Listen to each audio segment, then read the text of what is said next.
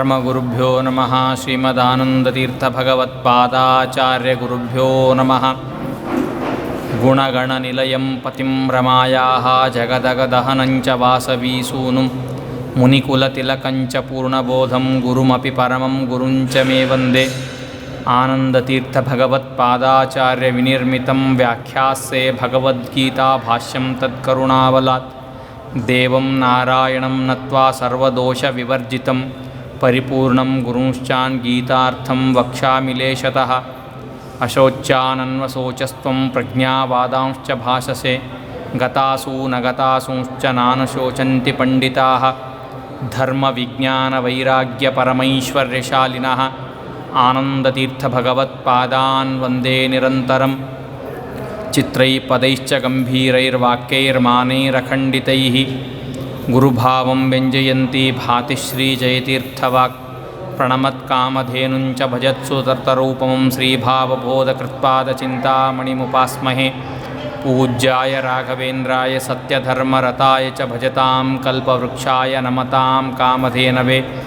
ಸತ್ಯಾಭಿಘ್ನಕರಾಬ್ಜೋತ್ಥಾನ್ ಪಂಚಾಶದ್ವರ್ಷಪೂಜಕಾನ್ ಸತ್ಯಪ್ರಮೋದತೀರ್ಥಾರ್ಯಾನ್ ನೌಮಿನ್ಯಾಯ ಸುಧಾರತಾನ್. ಆಪಾದಮೌಳಿಪರ್ಯಂతం ಗುರುಣಾಮಾಕೃತಿಂ ಸ್ಮರೇತ್. ತೇನ ವಿಘ್ನಾಃ ಪ್ರಣಶ್ಯಂತಿ ಸಿದ್ಧ್ಯಂತಿ ಚ ಮನೋರಥಾಃ. ಶ್ರೀಗುರುಭ್ಯೋ ನಮಃ. ಹರಿ ಓಂ. ಮಾರ್ಗಶೀರ್ಷ ಮಾಸ ಗೀತಾಮಾಸ.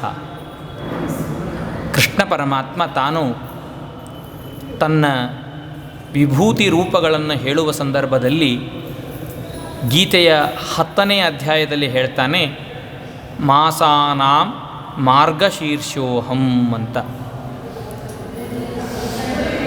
ಮಾಸಗಳಲ್ಲಿ ಮಾರ್ಗಶೀರ್ಷ ಮಾಸಕ್ಕೆ ಮಹತ್ವ ಯಾಕೆ? ಯಾವುದೇ ಒಂದು ವಸ್ತುವಿಗೆ ತನ್ನ ಸಜಾತೀಯವಾದ ಪದಾರ್ಥಗಳಿಂದ ಉತ್ತಮತ್ವ ಬರಬೇಕು ಅಂತಾದರೆ ಅದಕ್ಕೊಂದು ಏನಾದರೂ ಕಾರಣ ಬೇಕು. ವೃಕ್ಷಗಳು ಸಾಕಷ್ಟು ಇದೆ, ಗಿಡಗಳು. ಮಾವಿನ ಮರ ಇದೆ, ಬೇವಿನ ಮರ ಇದೆ, ಹುಣಸೆ ಮರ ಇದೆ, ಹಲಸಿನ ಮರ ಇದೆ. ಎಲ್ಲದು ಇದ್ದರೂ ಕೂಡ ಅಶ್ವತ್ಥ ವೃಕ್ಷವನ್ನು ಶ್ರೇಷ್ಠ ಉತ್ತಮ ಅಂತ ಹೇಳ್ತಾರೆ ವೃಕ್ಷಗಳಲ್ಲಿ. ಯಾಕೆ? ಭಗವಂತ ತನ್ನ ವಿಭೂತಿ ರೂಪವನ್ನು ಅಲ್ಲಿಟ್ಟಿದ್ದಾನೆ. 4 ಕಾಲಿನ ಪ್ರಾಣಿಗಳು ಸಾಕಷ್ಟಿದ್ದರೂ ಕೂಡ ಗೋವು ಉತ್ತಮ. ಯಾಕೆ? ಭಗವಂತ ತನ್ನ ಅಲ್ಲಿ ವಿಭೂತಿ ರೂಪವನ್ನು ಇಟ್ಟು ಉಳಿದ 4 ಕಾಲಿನ ಪ್ರಾಣಿಗಳಿಗಿಂತಲೂ ಕೂಡ ಅದಕ್ಕೆ ಉತ್ತಮತ್ವವನ್ನು ತಂದುಕೊಟ್ಟಿದ್ದಾನೆ, ತನ್ನ ವಿಭೂತಿ ರೂಪವನ್ನು ಇಟ್ಟಿದ್ದಕ್ಕೆ. ಹಾಗೆ ಮಾಸಗಳು ಚೈತ್ರ, ವೈಶಾಖ, ಜ್ಯೇಷ್ಠ ಅಂತ 12 ಮಾಸಗಳಾದರೂ ಕೂಡ ಕೃಷ್ಣ ಪರಮಾತ್ಮ ಹೇಳಿದ್ದು ಮಾರ್ಗಶೀರ್ಷೋಹಂ ಅಂತ ಹೇಳಿ ಮಾರ್ಗಶೀರ್ಷ ಮಾಸಕ್ಕೆ ಉತ್ತಮತ್ವವನ್ನು ಹೇಳಿಕೊಟ್ಟಿದ್ದಾನೆ. ಯಾಕೆ? ತನ್ನ ಒಂದು ಶ್ರೇಷ್ಠವಾದ ವಿಭೂತಿ ರೂಪವನ್ನು ಅಲ್ಲಿ ಇಟ್ಟಿದ್ದಕ್ಕೆ. ಅಂತಹ ಈ ಮಾರ್ಗಶೀರ್ಷ ಮಾಸದ, ಅದರಲ್ಲಿಯೂ ಹುಣ್ಣಿಮೆ ಪರ್ವಕಾಲದ ದಿವಸಗಳಲ್ಲಿ ನಾವಿದ್ದೇವೆ. ಗೀತಾ ಶ್ರವಣ ಬಹಳ ಪುಣ್ಯಪ್ರದವಾದದ್ದು. ಗಕಾರದಿಂದ ಪ್ರಾರಂಭವಾಗುವ 4 ಗಂಗಾ, ಗಾಯತ್ರಿ, ಗೀತಾ, ಗೋವಿಂದ 4 ದುರ್ಲಭತರ ಅಂತ ಹೇಳ್ತಾರೆ. ಬಹಳ ಕಠಿಣದಿಂದ ಸಿಗುವಂತಹದ್ದು ಇವೆಲ್ಲ. ಗಂಗಾ, ಗಾಯತ್ರಿ ಮಂತ್ರ, ಗೀತಾ ಭಗವದ್ಗೀತಾ ಮತ್ತು ಗೋವಿಂದ. ಹೀಗೆ ಗಕಾರದಿಂದ ಪ್ರಾರಂಭವಾಗುವ ಇವು 4 ಬಹಳ ದುರ್ಲಭತರವಾದದ್ದು. ಅದರಲ್ಲಿಯೂ ಗೀತಾ ಮೋಕ್ಷ ಸಾಧನವಾದಂತಹ ಶಾಸ್ತ್ರ. ಮಹಾಭಾರತನೇ ಉತ್ತಮ, ಅದರಲ್ಲಿಯೂ ಕೂಡ ಪರಮೋತ್ತಮವಾದದ್ದು, ಸಾರಭಾಗವಾದದ್ದು ಇದು ಗೀತಾ. ಅರ್ಜುನನಿಗೆ ಇಂದ್ರನ ಅವತಾರ ಅವನು. ಆದರೂ ತನ್ನ ಕ್ಷತ್ರಿಯ ಧರ್ಮದ ಮೇಲೆ ಸಂದೇಹ ಬಂತು. ನಾರಾಯಣದ್ವಿಟ್ ತದನುಬಂಧಿ ನಿಗ್ರಹ ಪರಮೋ ಧರ್ಮ. ಭಗವಂತನನ್ನು ದ್ವೇಷ ಮಾಡುವುದು, ಭಗವಂತನನ್ನು ದ್ವೇಷ ಮಾಡುವವರಿಗೆ ಸಹಕಾರ ಮಾಡುವವರು ಇಬ್ಬರೂ ಅವರನ್ನು ಇಬ್ಬರನ್ನೂ ನಿಗ್ರಹ ಮಾಡೋದು ಇದು ಭಾಗವತರ ಧರ್ಮ. ಅದರಲ್ಲಿಯೂ ಕ್ಷತ್ರಿಯರಿಗೆ ಇದು ವಿಶೇಷವಾದ ಧರ್ಮ. ಕ್ಷತ್ರಿಯರು ನಾರಾಯಣ ದ್ವಿಟ್ ತದನುಬಂಧಿ ನಿಗ್ರಹವನ್ನು ವಿಶೇಷವಾಗಿ ಅವರು ಮಾಡಲೇಬೇಕು. ಆದರೆ ಅರ್ಜುನ ಕ್ಷತ್ರಿಯನಾದರೂ ಸಹ ತನಗೆ ಇದು ಅಧರ್ಮ ಅಂತ ಅನ್ನಿಸ್ಬಿಡ್ತವನಿಗೆ. ಕಾರಣ ಹೇಳ್ತಾರೆ ಅದಕ್ಕೆ ಬಂಧು ಸ್ನೇಹಾತ್. ಬಾಂಧವರ ಮೇಲೆ ತನ್ನ ಎದುರಿಗೆ ಅಣ್ಣ, ತಮ್ಮ, ಗುರುಗಳು, ಅಜ್ಜ, ದೊಡ್ಡಪ್ಪ, ಚಿಕ್ಕಪ್ಪ, ಮಾವ ಎಲ್ಲರೂ ನಿಂತಿದ್ದಾರೆ. ಬಂಧುಗಳ ಅತಿಯಾದ ಸ್ನೇಹದಿಂದ, ಬಂಧುಗಳ ಮೇಲಿನ ಅಭಿಮಾನದಿಂದ ಅವನಿಗೆ ಧರ್ಮವನ್ನು ಅಧರ್ಮ ಅಂತ ತಿಳಿಯುವಂತಹ ಪ್ರಸಂಗ ಬಂತು. ಅದಕ್ಕಾಗಿ ಅರ್ಜುನನಿಗೆ ಭಗವಂತ ಗೀತೆಯನ್ನು ಬೋಧನೆ ಮಾಡ್ತಾ ಇದ್ದಾನೆ. ಗೀತೆಯಲ್ಲಿ ಬೋಧನೆ ಮಾಡಿದ್ದು ಭಗವಂತನ ತಾನು ಪ್ರಧಾನವಾಗಿ ಬೋಧನೆ ಮಾಡಿದ್ದು ಅಂತಂದರೆ ಎಲ್ಲವನ್ನೂ ಕೂಡ ಕರ್ಮಗಳನ್ನು, ಸ್ವವಿಹಿತವಾದ ಕರ್ಮಗಳನ್ನು ಭಕ್ತಿಯಿಂದ, ಸಮರ್ಪಣ ಬುದ್ಧಿಯಿಂದ ಭಗವಂತನ ಪೂಜೆ ಅಂತ ತಿಳಿದು ಮಾಡುವುದೇ ಅದು ನಿಜವಾದ ಧರ್ಮ. ತನ್ನ ಓದಾಗಬಹುದು, ಸಂಧ್ಯಾವಂದನೆ ಆಗಬಹುದು, ದೇವರ ಪೂಜೆ ಆಗಬಹುದು, ತಾನು ಮಾಡುವ ಪ್ರತಿಯೊಂದು ಕೆಲಸ ಕರ್ಮಗಳಾಗಬಹುದು, ಅವರವರ ವರ್ಣ ಆಶ್ರಮಗಳಿಗೆ ವಿಹಿತವಾದಂತಹ ಪ್ರತಿಯೊಂದು ವೃತ್ತಿಯನ್ನು ಭಕ್ತಿಯಿಂದ ಮಾಡಬೇಕು. ಅದನ್ನು ಭಗವಂತನ ಪೂಜೆ ಅಂತ ತಿಳಿದು ಮಾಡಬೇಕು. ಮಾಡಿದ ಕರ್ಮವನ್ನು ಭಗವಂತನಿಗೆ ಸಮರ್ಪಣೆ ಮಾಡಬೇಕು. ಕರ್ತೃತ್ವ ಅಭಿಮಾನವನ್ನು ಬಿಡಬೇಕು, ಮಮತಾವನ್ನು ಬಿಡಬೇಕು. ಹೀಗೆ ಮಾಡುವುದನ್ನು ಧರ್ಮ ಅಂತ ಕರೀತಾರೆ. ಇದಕ್ಕೆ ವಿರುದ್ಧವಾದದ್ದೆಲ್ಲವೂ ಅಧರ್ಮ. ಇದನ್ನು ಬೋಧನೆ ಮಾಡಲಿಕ್ಕೆ ಕೃಷ್ಣ ಪರಮಾತ್ಮ ತಾನು ಗೀತೆಯ ಉಪದೇಶವನ್ನು ಮಾಡಿದ್ದು. ಅರ್ಜುನನಿಗೆ ಒಂದೊಂದು ಹೇಳ್ತಾ ಬಂದ. ಅರ್ಜುನ, ನೋಡಪ್ಪ, ಇದೆಲ್ಲ ನಿನಗೇನು ದುಃಖ ಅಂತ ಕಾಣ್ತಾ ಇದೆ, ಬಂಧು ಬಾಂಧವರನ್ನು ಸಂಹಾರ ಮಾಡುವುದು, ಇದು ನಿನಗೆ ಅಭಿಮಾನದಿಂದ ಬಂದಿದ್ದು. ಅಭಿಮಾನ ಅನ್ನೋ ಶಬ್ದಕ್ಕೆ ಆರೋಪ, ಸ್ವಕೀಯತ್ವ ಭ್ರಮ, ತನ್ನದಲ್ಲದನ್ನು ತನ್ನದೂ ಅಂತ ತಿಳಿಯುವಂತಹ ಭ್ರಮ, ಅದರಿಂದ ನಮಗೆ ಅಭಿಮಾನ ಬರ್ತದೆ. ಅದಕ್ಕಾಗಿ ಅಭಿಮಾನವನ್ನು ತ್ಯಾಗ ಮಾಡಬೇಕೇ ಹೊರತು ಅವರಿಗೆ ಗಾಯ ಆಗತ್ತೆ, ದೇಹ ನಾಶ ಆಗತ್ತೆ, ಕತ್ತರಿಸ್ತದೆ, ಇದೆಲ್ಲವೂ ಅಲ್ಲ. ಯಾರೋ ಬಿದ್ದರು ಅಂತ ಕೇಳ್ತೀವಿ ನಾವು. ಯಾರೋ ಬಿದ್ದರು ಅಂತ ಕೇಳಿದ್ರೆ ಅಷ್ಟೇನು ದುಃಖ ಆಗಲ್ಲ. ಬಿದ್ದರು. ನಿಮ್ಮ ಸಂಬಂಧಿಕರೇ ಬಿದ್ದರು ಅಂದರೆ ಒಂದು ಸ್ವಲ್ಪ ದುಃಖ ಆಗುತ್ತೆ. ಇಲ್ಲಪ್ಪ, ನಿಮ್ಮ ಮಗನೇ ಆಟ ಆಡ್ತಾ ಇದ್ದ, ಬಿದ್ದ ಅಂದರೆ ಜಾಸ್ತಿ ದುಃಖ ಆಗುತ್ತೆ. ನೋಡ್ರಿ, 3 ಸ್ತರಗಳಿದೆ ಇಲ್ಲಿ. ಯಾರೋ ಬಿದ್ದರು ಅಂತ ಕೇಳಿದ್ರೆ ದುಃಖ ಆಗಲಿಲ್ಲ, ಶಬ್ದ ಒಂದೇ. ನಿಮ್ಮವನೇ ಬಿದ್ದ, ಮಗನೇ ಬಿದ್ದ ಅಂದಾಗ ಅದೇ ಶಬ್ದ ನಮಗೆ ದುಃಖಕ್ಕೆ ಕಾರಣ ಆಯಿತು. ಯಾಕೆ? ಅಲ್ಲಿ ಮಗ ಅನ್ನುವ ಅಭಿಮಾನ. ಎಲ್ಲೋ ಬೆಂಕಿ ಹತ್ತಿದೆ, ಏನೋ ಆಯಿತು, ಅಯ್ಯೋ ಅನಿಸುತ್ತೆ. ನಮ್ಮ ಮನೆಗೆ ಏನಾದರೂ ಆಗಿದೆ ಅಂದರೆ ಇನ್ನೂ ದುಃಖ ಜಾಸ್ತಿ ಆಗುತ್ತೆ. ಹೀಗೆ ಅಭಿಮಾನದಿಂದ ಅದನ್ನೆಲ್ಲವನ್ನು ಬಿಡಬೇಕಂಥದ್ದು ಅಂತ ಅರ್ಜುನನಿಗೆ ಕೃಷ್ಣ ಪರಮಾತ್ಮ ಉಪದೇಶ ಮಾಡ್ತಾ ಹೇಳ್ತಾನೆ. ಏಷಾತೆ ವಿಹಿತಾ ಸಾಂಖ್ಯೆ ಬುದ್ಧಿರ್ಯೋಗೆ ತ್ವಾಂ ಶೃಣು ಅಂತ ಹೇಳಿ, ನೋಡಪ್ಪ, ಕರ್ಮ ಮತ್ತು ಜ್ಞಾನ ಎರಡಿದೆ. ಜ್ಞಾನವನ್ನು ವಿಶೇಷವಾಗಿ ಆಶ್ರಯಣ ಮಾಡಬೇಕು. ತ್ರೈಗುಣ್ಯ ವಿಷಯ ವೇದಾಹ ನಿಸ್ತ್ರೈರ್ಗುಣ್ಯೋ ಭವಾರ್ಜುನ ಅಂತ ಹೇಳಿ ಕೃಷ್ಣ ಪರಮಾತ್ಮ ಅರ್ಜುನನಿಗೆ ಉಪದೇಶ ಮಾಡಿದ. ನಿವೃತ್ತ ಕರ್ಮಗಳನ್ನು ಮಾಡಬೇಕು, ನಿಷ್ಕಾಮ ಕರ್ಮಗಳನ್ನು ಮಾಡಬೇಕು, ಜ್ಞಾನವನ್ನು ಮಾಡಬೇಕು. ಜ್ಞಾನದ ಸಂಪಾದನೆಗೆ ಬೇಕಾದ ಉಪಾಯಗಳನ್ನೆಲ್ಲವನ್ನು ಕೂಡ ನೀನು ಆಶ್ರಯಿಸಬೇಕು ಅಂತ ಕೃಷ್ಣ ಹೇಳ್ದ.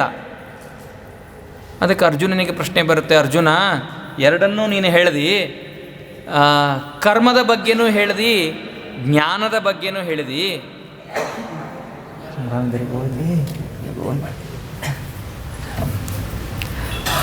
ಜ್ಞಾನದ ಬಗ್ಗೆನೂ ಹೇಳ್ದಿ, ಕರ್ಮದ ಬಗ್ಗೆನೂ ಹೇಳ್ದಿ. ಅದರಲ್ಲಿ ಜ್ಞಾನ ಶ್ರೇಷ್ಠ ಅನ್ನೋದನ್ನು ನೀನು ಹೇಳ್ದಿ. ಕೇಳ್ತಾನೆ ಅರ್ಜುನ ಪ್ರಶ್ನೆ 3ನೇ ಅಧ್ಯಾಯದ 1ನೇ ಶ್ಲೋಕದಲ್ಲಿ. ಜಾಯಸಿ ಚೇತ್ ಕರ್ಮಣಸ್ತೆ ಮತಾ ಬುದ್ಧಿರ್ಜನಾರ್ದನ ತತ್ಕಿಂ ಕರ್ಮಣಿ ಘೋರೇ ಮಾಂ ನಿಯೋಜಯಸಿ ಕೇಶವ. ಕೃಷ್ಣ, ನೀನು ಉಪದೇಶ ಮಾಡ್ತೀಯ ಕರ್ಮಕ್ಕಿಂತಲೂ ಜ್ಞಾನ ಶ್ರೇಷ್ಠ ಅಂತ ಹೇಳಿ, ಆದರೆ ಅಷ್ಟಕ್ಕೆ ಕೂಡ್ತಾ ಇಲ್ಲ ನೀನು ಹೇಳ್ತೀಯ ಮತ್ತೆ ನನಗೆ ನಿನ್ನ ಜ್ವರವನ್ನು ಬಿಟ್ಟು ನಿನ್ನ ಮನೋವ್ಯಥೆಯನ್ನು ಬಿಟ್ಟು ಯುದ್ಧವನ್ನು ಮಾಡು ಅಂತ ಹೇಳ್ತೀಯ. ಕ್ಷತ್ರಿಯ ನೀನು, ನಿನಗೆ ವಿಹಿತವಾದ ಕರ್ಮ ಯುದ್ಧ, ಅದನ್ನು ಮಾಡು. ಅಲ್ಲ, ಜ್ಞಾನ ಶ್ರೇಷ್ಠ ಅಂದರೆ ಜ್ಞಾನೋಪಾಯ ಮಾಡಲಿಕ್ಕೆ, ಜ್ಞಾನ ಸಂಪಾದನೆ ಮಾಡಲಿಕ್ಕೆ ಎಲ್ಲವನ್ನು ತೊರೆದು ಸನ್ಯಾಸವನ್ನು ಆಶ್ರಯಣ ಮಾಡು. ಸನ್ಯಾಸವನ್ನು ಸ್ವೀಕಾರ ಮಾಡಿಬಿಟ್ಟು ಜ್ಞಾನೋಪಾಯವನ್ನು ಮಾಡ್ತಾ ಇರು ನೀನು ಅಂತ ಹೇಳೋದನ್ನು ಬಿಟ್ಟು ಯುದ್ಧವನ್ನು ಮಾಡು. ಘೋರವಾದ ಕರ್ಮ ಅದು. ನಾನು ಬೇರೆ ಯಜ್ಞಯಾಗಾದಿಗಳನ್ನು ಮಾಡಿದ್ರೆ ಬಂಧನ ಆಗತ್ತೆ, ರಾಗಾದಿಗಳಿರ್ತದೆ. ಯುದ್ಧವನ್ನು ಮಾಡುವಾಗ ನಿಷ್ಕಾಮವಾಗಿ ಮಾಡಲಿಕ್ಕಾಗತ್ತಾ ಯುದ್ಧ ಅನ್ನೋದನ್ನು? ಘೋರವಾದ ಕರ್ಮ. ಇದರಲ್ಲಿ ನನ್ನನ್ನು ಯಾಕೆ ಸೇರಿಸ್ತಾ ಇದ್ದೀಯಾ ನೀನು? ನೋಡಿ ಏನಿದೆ ಅರ್ಜುನನ ಪ್ರಶ್ನೆಯ ಹಾರ್ದ ಒಳಗಿಂದು. ಸರ್ವ ಏತೆ ಪುಣ್ಯಲೋಕಾ ಭವಂತಿ. ನೋಡ್ರಿ, ಪ್ರತಿಯೊಂದು ಒಂದೊಂದು ಕರ್ಮಗಳಿಗೂ ಫಲವನ್ನು ಹೇಳಿದ್ದಾರೆ. ಯಜ್ಞವನ್ನು ಮಾಡಿದ್ರೆ ಪುಣ್ಯಲೋಕ ಬರ್ತದೆ, ಜ್ಯೋತಿಷ್ಠೋಮಯಾಗವನ್ನು ಮಾಡಿದ್ರೆ ಸ್ವರ್ಗ ಬರ್ತದೆ, ಅಶ್ವಮೇಧಯಾಗ 100 ಅಶ್ವಮೇಧಯಾಗವನ್ನು ಮಾಡಿದ್ರೆ ಇಂದ್ರ ಪದವಿ ಬರುತ್ತೆ. ಪ್ರತಿಯೊಂದೂ ಕರ್ಮಕ್ಕೂ ಒಂದೊಂದು ಫಲವನ್ನು ಹೇಳಿದ್ದಾರೆ. ಹೀಗೀಗೆ ಮಾಡಿದ್ರೆ ಹೀಗೀಗಾಗತ್ತೆ ಹೇಳ್ತಾರಲ್ಲ, ಇಷ್ಟು ಇನ್ವೆಸ್ಟ್ ಮಾಡಿದ್ರೆ ಇಷ್ಟು ಬರುತ್ತೆ ನಿಮಗೆ ಇಂಟ್ರೆಸ್ಟು, ಮ್ಯಾಚ್ಯೂರ್ ಆದಾಗ ಇದಕ್ಕಿಷ್ಟು ನಿಮಗೆ ಬಡ್ಡಿ ಬರುತ್ತೆ, ಒಂದೊಂದಕ್ಕೂ ಹೇಳಿದ್ದಾರೆ. ಯುದ್ಧಕ್ಕೆ ನೋಡಪ್ಪ, ಹತೋವಾ ಪ್ರಾಪ್ಸ್ಯಸಿ ಸ್ವರ್ಗಂ ಜಿತ್ವಾ ವಾ ಭೋಕ್ಷ್ಯಸೇ ಮಹಿಮ. ನೀನೇ ಹೇಳ್ತೀಯ ಯುದ್ಧ ಮಾಡು. ನೀನು ಯುದ್ಧದಲ್ಲಿ ನಿನಗೆ ಅಪಚಯ ಆಯಿತಾ, ನಿನಗೆ ಸೋತಿಯ ನೀನು, ಅಥವಾ ನಿನ್ನ ಸಂಹಾರ ಆಯಿತಾ, ವೀರ ಸ್ವರ್ಗ ಆಗುತ್ತೆ. ಗೆದ್ದಿಯ, ನೀನು ಭೂಮಂಡಲವನ್ನು ಆಶ್ರಯಿಸ್ತೀಯ, ನಿನ್ನ ಭೋಗವನ್ನು, ಇಡೀ ಜಗತ್ತನ್ನು ನೀನು ಆಳ್ತೀಯ. ನೋಡಿ, ಎರಡಕ್ಕೂ ಫಲವನ್ನು ಹೇಳಿದ ಕೃಷ್ಣ. ಗೆದ್ದರೂ ಭೂಮಂಡಲ ಸಿಗುತ್ತೆ, ಸೋತು ಯುದ್ಧದಲ್ಲಿ ಮರಣ ಆದರೆ ವೀರ ಸ್ವರ್ಗ ಆಗತ್ತೆ. ನಿಷ್ಕಾಮವಾಗಿ ಮಾಡೋದೇನೋ ಇಲ್ಲಿ? ಯಜ್ಞ ಯಾಗಾದಿಗಳಿಗೂ ಒಂದು ಫಲ ಇದೆ, ಯುದ್ಧಕ್ಕೂ ಫಲ ಇದೆ. ಆದರೆ ನೋಡ್ರಿ, ಸನ್ಯಾಸ ಧರ್ಮ ಹೇಗಿದೆ? ಶಾಂತಃ ದಾಂತಃ ಉಪರತಸ್ಥಿತಿಕ್ಷೇತ್ ಆತ್ಮಾನಂ ಪಶ್ಯೇತ್. ಕಿರಿಕಿರಿನೇ ಇಲ್ಲ. ಇಂದ್ರಿಯಗಳ ವಿಷಯದ ಭೋಗವನ್ನು ಇಂದ್ರಿಯಗಳಿಗೆ ಬಿಟ್ಟು ಭಗವಂತನಲ್ಲಿ ಮನಸ್ಸಿಟ್ಟು ಜ್ಞಾನದ ಜಪವನ್ನು, ಸಾಧನವನ್ನು, ಧ್ಯಾನದಲ್ಲಿ ಕುಳಿತು ಬಿಡೋದು. ಇದಕ್ಕೇನಾಗುತ್ತೆ? ಇದಕ್ಕೇನು ಫಲ? ಭಗವಂತನ ಪ್ರತ್ಯಕ್ಷ ಮೋಕ್ಷ. ನೋಡಿ ಅಲ್ವಾ? ಹೀಗೆ ಯಾವುದೇ ಕರ್ಮವನ್ನು ತೆಗೆದುಕೊಂಡ್ರೂ ಒಂದಿದೆಯಪ್ಪ, ಸನ್ಯಾಸ ಜೀವನದಲ್ಲಿ ಏನಿದೆಯಲ್ಲ, ಕೇವಲ ಜ್ಞಾನ ಮೋಕ್ಷ. ಹಾಗಾದರೆ ನನಗೆ ಮೋಕ್ಷ ಆಗಬೇಕು, ನನಗೆ ಅದನ್ನು ಹೋಗು ಅಂತ ಹೇಳಬೇಕು ಕೃಷ್ಣ. ಅದನ್ನು ಬಿಟ್ಟು ನೀನು ಕರ್ಮದಲ್ಲಿ ಕರ್ಮವನ್ನು ಮಾಡು ಅಂತ ಹೇಳ್ತೀಯ ನೀನು. ಮತ್ತೆ ನಾನೆಲ್ಲೋ ಸ್ವರ್ಗಕ್ಕೆ ಹೋಗಬೇಕು, ಮತ್ತೆ ವಾಪಸ್ ಬರಬೇಕು, ಯುದ್ಧ ಮಾಡಬೇಕು, ಗೆದ್ದರೆ ಭೂಮಿಯನ್ನು ಆಳಬೇಕು, ಮತ್ತೆ ಕರ್ಮಗಳನ್ನು ಮಾಡಬೇಕು, ಸತ್ರೆ ವೀರ ಸ್ವರ್ಗ. ಜ್ಞಾನ ಎಲ್ಲಿ ಬಂತು, ಮೋಕ್ಷ ಎಲ್ಲಿ ಬಂತು? ಇದರಲ್ಲಿ ಸಂಬಂಧನೇ ಇಲ್ಲ. ಜ್ಞಾನ ಶ್ರೇಷ್ಠ ಅಂದಮೇಲೆ ನೀನು ಸನ್ಯಾಸಕ್ಕೆ ಹೋಗಪ್ಪ, ಸನ್ಯಾಸ ಸ್ವೀಕಾರ ಮಾಡಿ ಜ್ಞಾನಕ್ಕೆ ಬೇಕಾದ ಜಪತಪಗಳನ್ನು ಮಾಡು, ಧ್ಯಾನವನ್ನು ಮಾಡು ಅಂತ ಹೇಳೋದು ಬಿಟ್ಟು ಯುದ್ಧವನ್ನು ಮಾಡಿ ಹೇಳ್ತೀಯಲ್ಲ. ಎರಡೂ ಹೇಳ್ತೀಯ. ಸ್ವವಿಹಿತವಾದ ಕರ್ಮಗಳನ್ನು ಮಾಡು, ಜ್ಞಾನವನ್ನು. ವ್ಯಾಮಿಶ್ರೇಣೈವ ವಾಕ್ಯೇನ ಬುದ್ಧಿಂ ಮೋಹಯಸೀವ ಮೇ ತದೇಕಂ ವದ ನಿಶ್ಚಿತ್ಯ ಏನ ಶ್ರೇಯ ಅಹಮಾಪ್ನುಯಾಂ. ನನಗೆ ವ್ಯಾಮಿಶ್ರವಾದ ಸಂದೇಹ ಬರುವಂತಹ ಮಾತುಗಳಿದೆ ನಿಂದು. ಜ್ಞಾನವನ್ನು ಶ್ರೇಷ್ಠ ಅಂತ ಹೇಳ್ತೀಯ, ಕರ್ಮಗಳನ್ನು ಬಿಡಬೇಡ ಅಂತ ಹೇಳ್ತೀಯ. ನನಗೆ ಗೊಂದಲವಾಗುವಂತಹ ಮಾತುಗಳನ್ನು ಹೇಳ್ತಾ ಇದ್ದೀಯಾ ನೀನು. ನನ್ನ ಬುದ್ಧಿ, ನನ್ನ ಮನಸ್ಸು ಡೋಲಾಯಮಾನ ಆಗತ್ತೆ. ಉಯ್ಯಾಲೆ ಒಂದೇ ಕಡೆ ಆಗಲ್ಲ, ಅಲ್ಲಿ ಹೋಗುತ್ತೆ, ಇಲ್ಲೂ ಬರುತ್ತೆ. ನನ್ನ ಮನಸ್ಸು ಕರ್ಮಗಳಿಗೆ ಹೋಗಬೇಕು, ಜ್ಞಾನಕ್ಕೆ ಹೋಗಬೇಕು, ಇಲ್ಲಿಂದ ಅಲ್ಲಿಂದ ತೇಲಾಡ್ತಾ ಇದೆಯಪ್ಪ, ನನಗೆ ಹೇಳು ಅಂತ ಅಂದಾಗ ಕೃಷ್ಣ ಹೇಳ್ತಾನೆ, ಅರ್ಜುನ, ಲೋಕೇಸ್ಮಿನ್ ದ್ವಿವಿಧಾ ನಿಷ್ಠಾ ಪುರಾ ಪ್ರೋಕ್ತ ಮಯಾನಘ ಜ್ಞಾನ ಯೋಗೇನ ಸಾಂಖ್ಯಾನಾಂ ಕರ್ಮಯೋಗೇನ ಯೋಗಿನಾಂ. ನೋಡಪ್ಪ, ನಿಜ ನೀನು ಹೇಳಿದ್ದು. ಯತಿಧರ್ಮ ಶಮದಮಾದಿಗಳೇನಿದೆಯಲ್ಲ ಅವು ಕೇವಲ ಕಾಮ್ಯ, ಯುದ್ಧಾದಿಗಳು ನರಕಾದಿಗಳಿಗೆ ಅನರ್ಥವನ್ನು ಕೊಡುವಂಥದ್ದು ಎರಡೂ ಅಂತ ಹೇಳ್ತಾರೆ. ವೈಕಲ್ಪಿಕ ಫಲ ಅಂತ ಹೇಳ್ತಾರೆ. ವೈಕಲ್ಪಿಕ ಫಲ, ಒಂದೇ ಕರ್ಮ ಎರಡು ಫಲಗಳನ್ನು ಕೊಡುತ್ತೆ. ಜ್ಯೋತಿಷ್ಠೋಮ ಯಾಗವನ್ನು ನನಗೆ ಸ್ವರ್ಗ ಆಗಬೇಕು ಅಂತ ಅಪೇಕ್ಷೆಯಿಂದ ಮಾಡಿದ್ರೆ ಸ್ವರ್ಗ ಆಗತ್ತೆ. ಅದೇ ಜ್ಯೋತಿಷ್ಠೋಮ ಯಾಗವನ್ನು ನಾನು ನಿಷ್ಕಾಮವಾಗಿ ಭಗವಂತನ ಪ್ರೀತಿ, ಅವನ ಅನುಗ್ರಹ ಅದನ್ನು ಬಿಟ್ಟು ಇನ್ನೊಂದು ಬೇಡ ಅಂತ ಅಪೇಕ್ಷೆಯಿಂದ ಮಾಡಿದ್ರೆ ಮೋಕ್ಷನೇ ಆಗುತ್ತೆ. ಅದಕ್ಕೆ ನನಗೆ ಬರಲ್ಲ. ಪ್ರದಕ್ಷಿಣೆ ಹಾಕ್ತೀವಿ, ನಮಸ್ಕಾರ ಹಾಕ್ತೀವಿ, ಇನ್ನೇನೋ ಪವಮಾನ ಹೋಮ, ಇನ್ನೊಂದು ಹೋಮ, ಯಾವುದೋ ಒಂದು ಹೋಮಗಳನ್ನು ಮಾಡ್ತಾ ಇರ್ತೀವಿ. ಹೋಮಗಳನ್ನು ಮಾಡಿ ಫಲಾಪೇಕ್ಷೆಯಿಂದ ನೌಕರಿ ಸಿಗಲಿ, ಮದುವೆ ಆಗಲಿ, ಪ್ರಮೋಷನ್ ಆಗಲಿ, ಮಕ್ಕಳಾಗಲಿ ಅನ್ನೋ ಉದ್ದೇಶದಿಂದ ಮಾಡಿದ್ರೆ ಆ ಫಲಗಳು ಸಿಗುತ್ತೆ, ಸಕಾಮ ಕರ್ಮ ಅಂತಾಗತ್ತೆ. ಅದನ್ನೇ ನಾವು ಫಲಾಪೇಕ್ಷೆ ರಹಿತವಾಗಿ ಆ ಕರ್ಮಗಳನ್ನು ಮಾಡಿದ್ರೆ ಅದು ಮೋಕ್ಷಕ್ಕೆ ಕಾರಣ ಅಂತ ಆಗತ್ತೆ. ಇದು ಎರಡು. ಆದರೆ ಈ ಯತಿಧರ್ಮ ಏನಿದೆಯಲ್ಲ ಅದಕ್ಕೆ ಒಂದೇ ಫಲ, ಮೋಕ್ಷ ಒಂದೇ, ಜ್ಞಾನ ಒಂದೇ, ಅದೇನು ಬೇರೆ ಫಲ ಇಲ್ಲ ಅದಕ್ಕೆ.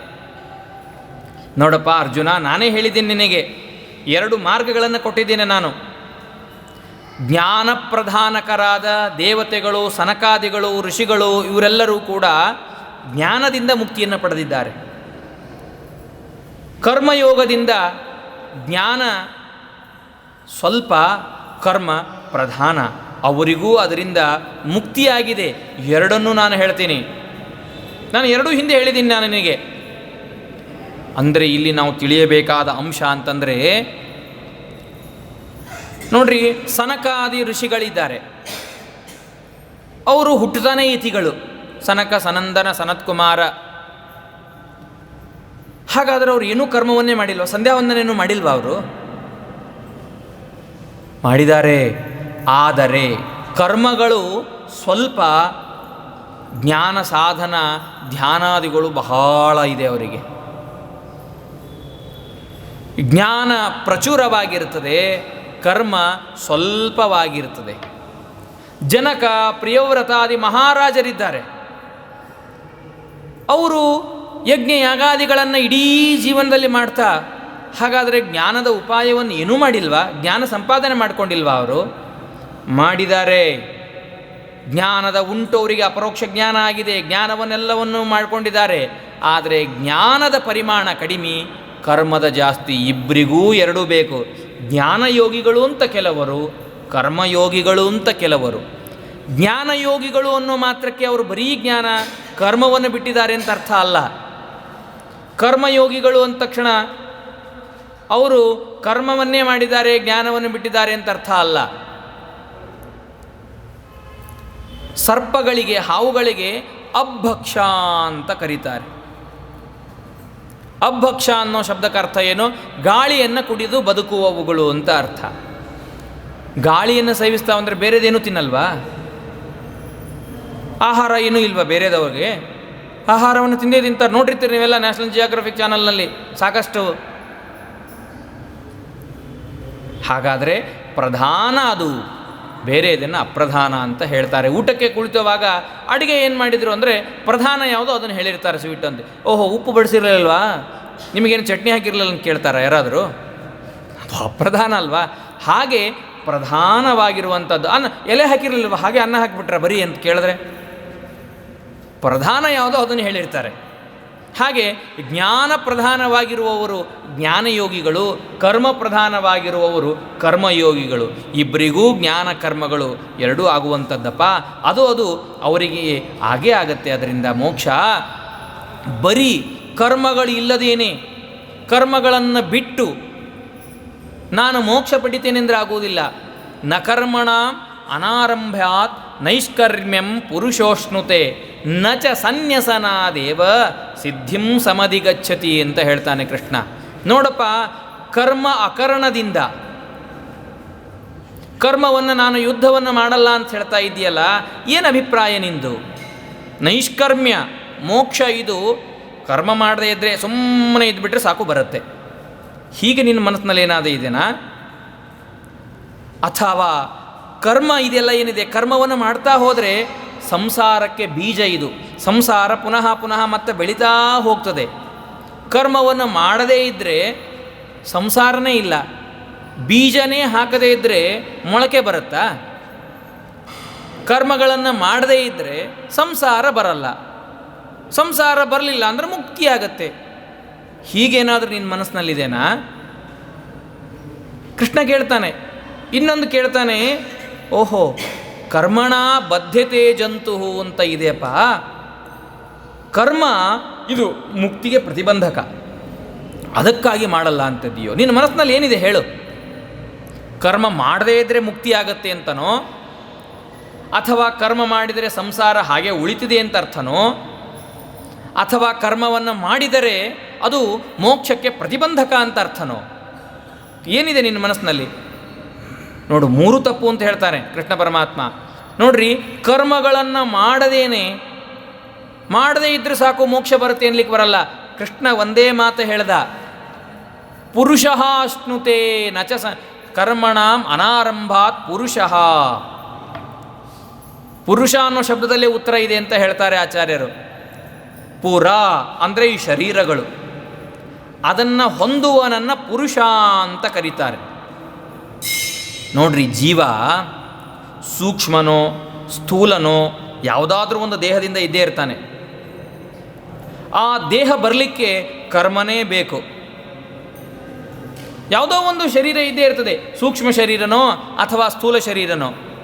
ಈಗ ನಮಗೆ ಸ್ಥೂಲ ಶರೀರ ಇದೆ ಅಂದರೆ ನಾವು ಕರ್ಮ ಮಾಡಿದ್ರೇ ಬರೋದದು. ಕರ್ಮ ಮಾಡದೇ ಶರೀರ ಬರಲಿಕ್ಕೆ ಸಾಧ್ಯ ಇಲ್ಲ. ಕರ್ಮ ಮಾಡದೇ ಇದ್ದರೆ ಮೋಕ್ಷ ಆಗುತ್ತೆ ಅಂತಂದರೆ ಕರ್ಮಕ್ಕೆ ಅಧಿಕಾರ ಇಲ್ಲದೇ ಇರುವ ಶರೀರಾದಿಗಳು ಬರ್ತದೆ, ಕ್ರಿಮಿ ಕೀಟಾದಿ ಶರೀರಗಳು. ಹಾಗಾದರೆ ಯಾವುದೋ ಒಂದು ಕರ್ಮ ಮಾಡಿಲ್ಲ ಅಂತನ್ನೋ ಮಾತ್ರಕ್ಕೇನೆ ಅವಾಗ ಮೋಕ್ಷ ಆಗಿಬಿಡಬೇಕು. ಈಗ ಮತ್ತೆ ಇನ್ನೊಂದು ಜನ್ಮ ಬರಬಾರ್ದು. ನನಗೆ ಇನ್ನೊಂದು ಜನ್ಮ ಬಂದಿದೆ ಅಂದರೆ ಕರ್ಮ ಮಾಡ್ತೇನೆ ಇರ್ತೀವಿ, ಕರ್ಮ ಮಾಡದೇ ಇರಲಿಕ್ಕೆ ಸಾಧ್ಯ ಇಲ್ಲ.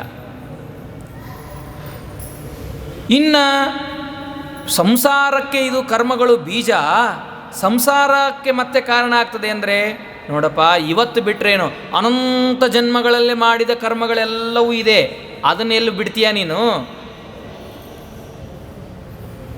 ಅದೆಲ್ಲವೂ ಬೀಜ ಇದ್ದೇ, ಅದು ಹೋಗ್ಲಿಕ್ಕೆ ಸಾಧ್ಯ ಇಲ್ಲ. ಅದಕ್ಕಾಗಿ ಹಾಗಲ್ಲಪ್ಪ, ಅದು ಕರ್ಮಗಳ ಸನ್ಯಾಸದಿಂದ ಮೋಕ್ಷ ಆಗಲ್ಲ. ಕಿಂತು ಭಗವಂತನಲ್ಲಿ ಮನಸ್ಸನ್ನು ಇಟ್ಟು ಅವನ ಪ್ರೀತಿಯ ಉದ್ದೇಶಕವಾಗಿ ಕರ್ಮಗಳನ್ನು ಮಾಡಿ ಸಮರ್ಪಣೆ ಮಾಡಿದಾಗ ತದ್ವಾರ ನಿನಗೆ ಮೋಕ್ಷ ಆಗತ್ತೆ. ಹೊರತು ಬರೀ ಕರ್ಮಗಳನ್ನು ನಾನು ಬಿಟ್ಟು ಸುಮ್ಮನೆ ಮೋಟ ಮರ ಥರ ಕೂಡ್ತೇನೆ ಅಂತಂದರೆ ಮುಕ್ತಿ ಬರೋದಿಲ್ಲ, ನಿನ್ನ ಸಾಧನೆ ಆಗೋದಿಲ್ಲ. ಕೃಷ್ಣ ಹೇಳ್ತಾನೆ, ನೋಡಪ್ಪ, ಕರ್ಮ ಮಾಡದೇ ಇರ್ತೀನಿ ಅಂದರೆ ಸಾಧ್ಯನೇ ಇಲ್ಲ. ನಹಿ ಕಶ್ಚಿತ್ ಕ್ಷಣಮಪಿ ಜಾತು ತಿಷ್ಠತ್ಯಕರ್ಮಕೃತ ಕಾರ್ಯತೆ ಹಿ ಅವಶ್ಯಕ್ ಕರ್ಮ ಸರ್ವ ಪ್ರಕೃತಿಜೈರ್ಗುಣೈ. ನೋಡಪ್ಪ, ಯಾವನಾದರೂ ಒಬ್ಬ ವ್ಯಕ್ತಿ ತಾನು ಅವಶಃ ಭಗವಂತನ ಅಧೀನವಾಗಿ ಸತ್ವಾದಿ ಗುಣಗಳಿಂದ ಕರ್ಮಗಳನ್ನು ಮಾಡ್ತಾನೇ ಇರ್ತಾನೆ. ಮನಸ್ಸಿನಿಂದ, ಮಾತಿನಿಂದ, ದೇಹದಿಂದ, ಯಾವುದಾದ್ರಿಂದ ಅವನು ಕಾಯ ವಾಚ ಮನಸ್ಸ ಯಾವುದೋ ಒಂದು ಕರ್ಮ ನಡೀತಾನೇ ಇರ್ತದೆ. ಕರ್ಮಗಳನ್ನು ನಾನು ಮಾಡೋದಿಲ್ಲ, ಕೈ ಮುಗಿದು ಸುಮ್ಮನೆ ಕುತ್ಕೊಂಡ್ಬಿಡ್ತೀನಿ ಅನ್ನೋ ಮಾತಿ ಅಸಾಧ್ಯ. ನಹಿ ಕಶ್ಚಿತ್ ಕ್ಷಣಮಪಿ ಜಾತು ತಿಷ್ಠತಿ ಅಕರ್ಮಕೃತ. ಕರ್ಮವನ್ನು ಮಾಡದೇನೆ ಒಬ್ಬ ವ್ಯಕ್ತಿಯೂ ಕೂಡ ಒಂದು ಕ್ಷಣನೂ ಕೂಡ ಇರಲಿಕ್ಕೆ ಸಾಧ್ಯ ಇಲ್ಲ. ಮಾನಸಿಕವಾದ ಕರ್ಮ ನಡೀತಾನೇ ಇರ್ತದೆ, ಅದಂತೂ ಸುಮ್ಮನೆ ಕೊಡೋದೇ ಇಲ್ಲ. ಮನಸ್ಸು ನೂರಾರು ವಿಚಾರಗಳನ್ನು ಮಾಡ್ತಾ ಇರ್ತದೆ, ಎಲ್ಲೋ ಹೋಗಿರ್ತದೆ, ಅದು ಒಂದು ಕರ್ಮನೇ ಅರ್ಥ. ವಾಚನಿಕವಾದ ಮಾತಾಡ್ತೀವಿ, ಏನೋ ಮಾಡ್ತೀವಿ, ಹರಟೆ ಹೊಡಿತೀವಿ, ಅದು ಕರ್ಮ. ದೈಹಿಕವಾದ ಕರ್ಮಗಳನ್ನು ಉಸಿರಾಟ, ಅದು ಒಂದು ಕರ್ಮ. ಉಸಿರಾಟ ನಿಲ್ಲಿಸೋದೇ ಬಿಟ್ಟರೆ ಏನು ಸಾಧ್ಯ ಅದು ಅಲ್ವಾ? ಮನಸ್ಸಿನ ಕರ್ಮಗಳನ್ನು ಮಾಡೋದೇ ಇಲ್ಲ ಅನ್ನೋ ಮಾತು ಅದು ಸರ್ವತಾ ಅಸಾಧ್ಯಪ. ಹಾಗಾದರೆ ಏನು ಮಾಡಬೇಕು? ಹಾಗಾದರೆ ಕರ್ಮಗಳನ್ನು ಮಾಡಲಿಲ್ಲ ಅಂದರೆ ನೋಡು, ಶರೀರ ಸಂಚಾರ, ನಮಗೆ ಶರೀರ ಗಟ್ಟಿಮುಟ್ಟಿಯಾಗಿರಬೇಕು, ಓಡಾಡಬೇಕು, ಸಂಸಾರ ನಡೆಸಬೇಕು. ಈ ಕರ್ಮಗಳಂತೂ ಮಾಡಲೇಬೇಕಾ? ಶೌಚ ಆಚಾರಾದಿಗಳೆಲ್ಲವೂ ಬೇಕೇ ಬೇಕಾ? ಅದನ್ನು ಮಾಡಿ ಯಜ್ಞಾದಿ ಕರ್ಮಗಳನ್ನು ಬಿಡ್ತೀನಿ ಅಂತ ನೀನು ಅನ್ನಬೇಕು.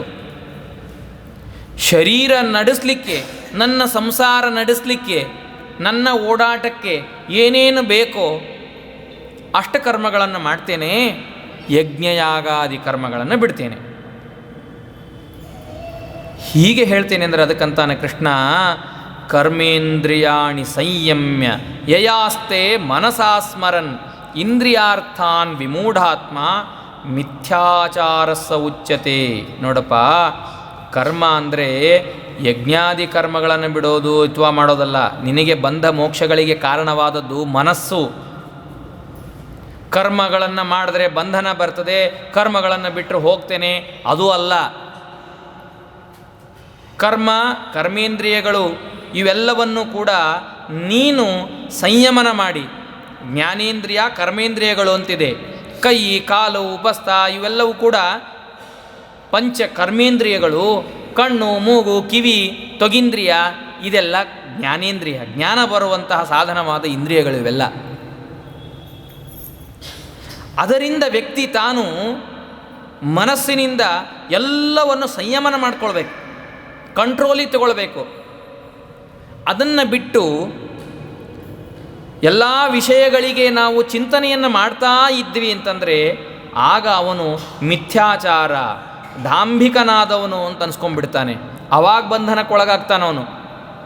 ಎಷ್ಟು ಇಂದ್ರಿಯಾಣಿ ಮನಸ ನಿಯಮ್ಯಾರಭತೇರ್ಜುನ ಕರ್ಮೇಂದ್ರಿಯೈ ಕರ್ಮಯೋಗಂ ಅಸಕ್ತಸ್ಸ ವಿಶಿಷ್ಯತೆ. ನೋಡಿ, ಯಾರಾದರೂ ಒಬ್ಬ ವ್ಯಕ್ತಿ ತಾನು ಇಂದ್ರಿಯಗಳನ್ನು ಮನಸ್ಸಿನಿಂದ ನಿಯಮನವನ್ನು ಮಾಡಿ ಭಗವತ್ ಪೂಜಾತ್ವೇನ ತನಗೆ ವಿಹಿತವಾದ ಕರ್ಮಗಳನ್ನು ಮಾಡ್ತಾ ಇದ್ದ, ಕರ್ಮದ ಫಲದ ಅಪೇಕ್ಷೆ ಇರಲಿಲ್ಲ, ಕರ್ಮಗಳ ಮಾಡೋದು ಆದರೆ ಫಲದ ಅಭಿಲಾಷೆಯನ್ನು ಬಿಟ್ಟಿದ್ದ ಅಂತಂದರೆ ಅವನು ವಿಶಿಷ್ಟ ಅಂತ ಆಗ್ತಾನಪ್ಪ. ಹಾಗೆ ಮಾಡಬೇಕೇ ಹೊರತು ಆಗ ಅವನು ಮುಕ್ತನಾಗ್ತಾನೆ ಹೊರತು ಬರೀ ಕರ್ಮವನ್ನು ಮಾಡೋದಿಲ್ಲ, ಸುಮ್ಮನೆ ನಾನು ಮಲ್ಕೊಂಡ್ಬಿಡ್ತೇನೆ, ಅದು ಸಾಧ್ಯ ಇಲ್ಲ. ಅದಕ್ಕಾಗಿ ಹೇಳ್ತಾನೆ, ನಿಯತಂ ಕುರು ಕರ್ಮತ್ವಂ ಕರ್ಮಜ್ಯಾಯೋ ಅಕರ್ಮಣಃ. ನಿನಗೆ ವಿಹಿತವಾದ ನಿನ್ನ ವರ್ಣಾಶ್ರಮೋಚಿತವಾದ ಕರ್ಮಗಳನ್ನು ನೀನು ಮಾಡು. ಬರೀ ಅರ್ಜುನನಿಗೆ ಒಂದೇ ಹೇಳಿದ್ದಲ್ಲ, ಇಡೀ ನಮ್ಮೆಲ್ಲರಿಗೂ ಕೂಡ ಕೃಷ್ಣನ ಉಪದೇಶ ಇದೆ. ಇದು ನಮ್ಮ ವರ್ಣ, ನಮ್ಮ ಆಶ್ರಮಗಳಿಗೆ ಉಕ್ತವಾದ ಕರ್ಮಗಳನ್ನು ನಾವು ಮಾಡಲೇಬೇಕು. ಅದು ಕರ್ಮ ಮಾಡದೇ ಇರೋದಕ್ಕಿಂತ ಶ್ರೇಷ್ಠವಾದದ್ದಪ್ಪ. ಯಾಕೆಂದರೆ ಕರ್ಮನೇ ಮಾಡೋದಿಲ್ಲ ಅಂತ ಸುಮ್ಮ ಕೂತ್ರೆ ನಿನ್ನ ಶರೀರ ಗಟ್ಟಿಯಾಗಿ ಆಗಿರ್ಬೇಕು. ಹೇಳು, ಶರೀರ ಯಾತ್ರಾಪಿಚತೆ ನ ಪ್ರಸಿದ್ಧೇದ ಕರ್ಮಣಃ. ಕರ್ಮಗಳನ್ನು ಮಾಡದೆ ಹೋದರೆ ನಿನ್ನ ಓಡಾಟ, ನಡೆದಾಟ, ಮಾತು ಎಲ್ಲ ನಡೆಯೋದು ಹೇಗೆ?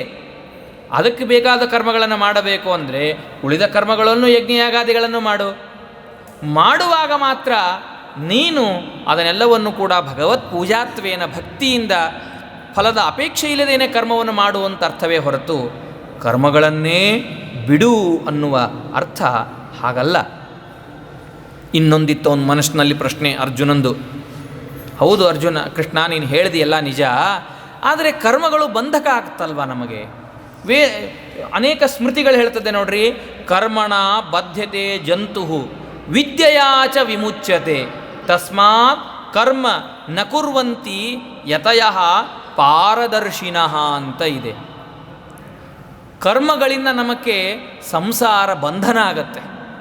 ಕರ್ಮಗಳನ್ನು ಮಾಡ್ತಾ ಇದ್ದರೆ, ಯಜ್ಞ ಯಾಗಾದಿಗಳು ಏನೇನೋ ಕರ್ಮಗಳನ್ನು ಮಾಡ್ತಾ ಇದ್ದರೆ ಸಂಸಾರ ಬರುತ್ತೆ, ಜ್ಞಾನದಿಂದ ಮುಕ್ತಿಯಾಗತ್ತೆ. ಅದಕ್ಕಾಗಿ ಯತಿಗಳು ಏನು ಮಾಡ್ತಾರೆ, ಎಲ್ಲ ಕರ್ಮಗಳನ್ನು ತ್ಯಾಗ ಮಾಡಿ ಭಗವಂತನನ್ನು ನೋಡೋ ಉದ್ದೇಶ ಒಂದೇ ಇಟ್ಕೊಂಡಿರ್ತಾರೋ. ಹಾಗಾದರೆ ನನಗೆ ನನ್ನ ವರ್ಣಾಶ್ರಮಗಳಿಗೆ ವಿಹಿತವಾದ ಕರ್ಮ ಅಂದರೆ ಯುದ್ಧ, ಅದನ್ನು ಮಾಡು ಅಂದರೆ ಮತ್ತೆ ನಾನು ಸಂಸಾರಕ್ಕೆ ಬೀಳ್ತೀನಿ ಅಲ್ವಾ? ಅದಕ್ಕಾಗಿ ನಾನು ಕರ್ಮವನ್ನು ಮಾಡಲ್ಲ ಅನ್ನೋದು ಅರ್ಜುನನ ಮನಸ್ಸಿನಲ್ಲಿ ಇರುವಂತಹ ಪ್ರಶ್ನೆಯಾಗಿತ್ತಿದು. ಅದಕ್ಕೆ ಕೃಷ್ಣ ಹೇಳ್ತಾನೆ, ಈ ಪ್ರಶ್ನೆಗೂ ಆನ್ಸರ್ ಮಾಡ್ತಾನೆ. ನೋಡಪ್ಪ, ಸೂಕ್ಷ್ಮವಾಗಿದೆ ಇಲ್ಲಿ. ಯಜ್ಞಾರ್ಥಾತ್ ಕರ್ಮಣೋನ್ಯತ್ರ ಲೋಕೋಯಂ ಕರ್ಮಬಂಧನ ತದರ್ಥಂ ಕರ್ಮ ಕೌಂತೇಯ ಮುಕ್ತಸಂಗ ಸಮಾಚರ ಅಂತ.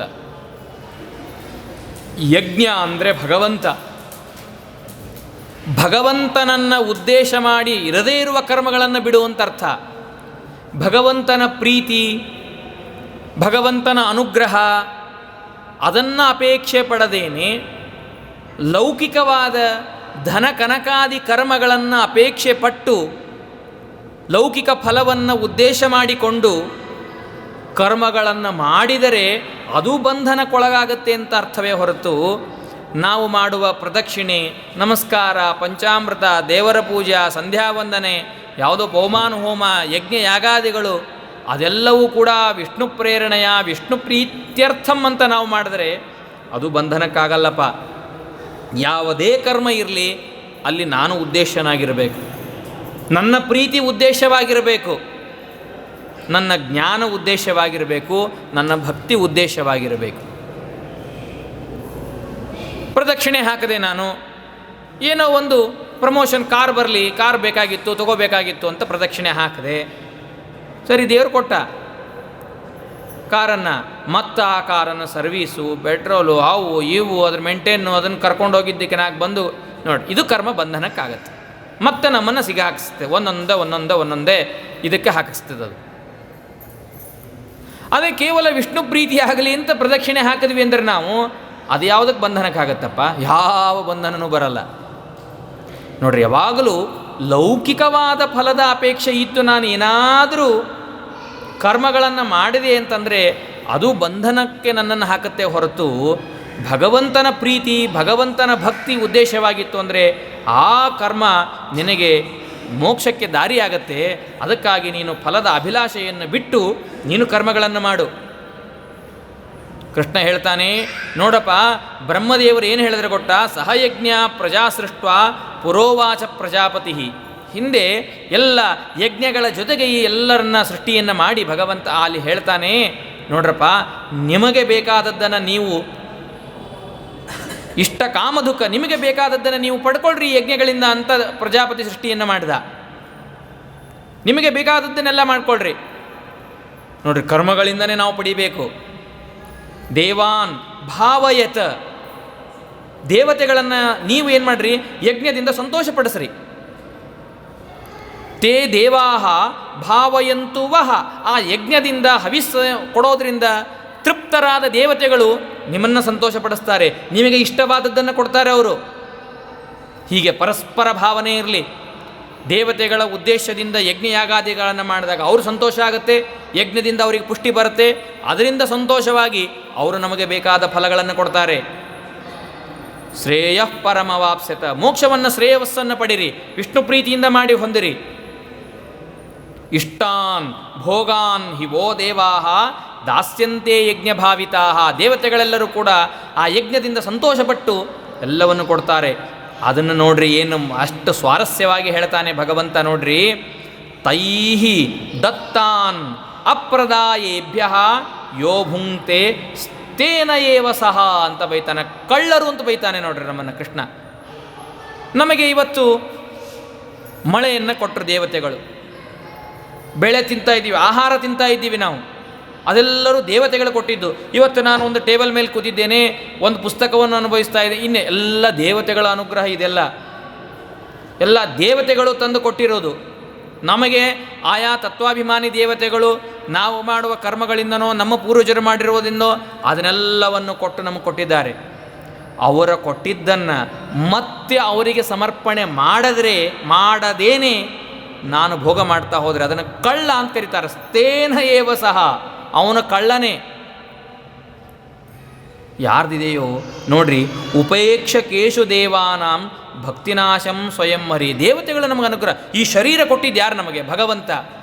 ಒಂದೊಂದು ಶರೀರಗಳು, ಅಂಗಗಳು, ನಮ್ಮ ಕಣ್ಣು, ಕೈ, ಕಾಲು, ಮೂಗು, ಮಾತು ಆರಾಮಾಗಿದೆ, ಕೆಲಸ ಮಾಡ್ತಾ ಇದೆ ಅಂದರೆ ಆಯಾ ದೇವತೆಗಳು ನಮ್ಮಲ್ಲಿ ನಿಂತು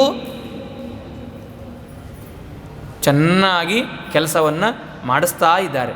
ಕಣ್ಣು ಕಾಣ್ತಾ ಇದೆ, ಸೂರ್ಯನ ಅನುಗ್ರಹ. ಕಿವಿ ಕೇಳಿಸ್ತಾ ಇದೆ, ದಿಗ್ದೇವತೆಗಳ ಅನುಗ್ರಹ. ಕಾಲು ನಡೀತಾ ಇದೆ, ಜಯಂತನ ಅನುಗ್ರಹ. ಮೂಗು ಚೆನ್ನಾಗಿ ವಾಸನೆ ನೋಡ್ತಾ ಇದೆ, ಕರೋನಾ ಬಂದಿಲ್ಲ, ನಮ್ಮದು ನಾಲಿಗೆಯನ್ನು ವಾಸನೆ ಹೋಗಿಲ್ಲ, ರುಚಿ ಹೋಗಿಲ್ಲ. ದೇವತೆಗಳು, ವರುಣ ದೇವತೆ, ಅಶ್ವಿನಿ ದೇವತೆಗಳು ಒಳಗಡೆಗೆ ನಿಂತು ನಮ್ಮನ್ನು ಗಂಧ ರುಚಿ ಗೊತ್ತಾಗುವಂತೆ ಮಾಡ್ತಾ ಇದ್ದಾರೆ. ನೋಡ್ರಿ, ಇದೆಲ್ಲ ದೇವತೆಗಳು ಮಾಡುವಂತಹ ಅನುಗ್ರಹ. ಅವರು ಕೊಟ್ಟಿದ್ದು ಅನ್ನ, ಎಲ್ಲವನ್ನು, ಪ್ರತಿಯೊಂದು ಬಟ್ಟೆಯನ್ನು, ಹಣವನ್ನು. ಆದರೆ ಅದನ್ನು ಅವರಿಗೆ ಸಮರ್ಪಣೆ ಮಾಡದೇನೆ ಕೇವಲ ನಾನು ಭೋಗ ಮಾಡ್ತೇನೆ, ನಂದೇ ಇದು, ನಾನು ಅಂತ ಅಂದ್ಕೊಂಡು ಬಿಟ್ಟರೆ ಇದು ಕಳ್ಳತನ ಅಂತ ಕೃಷ್ಣೇನ ಏವ ಸಹ, ಎರಡನೇ ಮಾಚೆಲ್ಲ ಏವಕಾರವನ್ನು ಹೇಳ್ತಾನೆ. ನಿಶ್ಚಯವಾಗಿ ಅವನು ಕಳ್ಳ.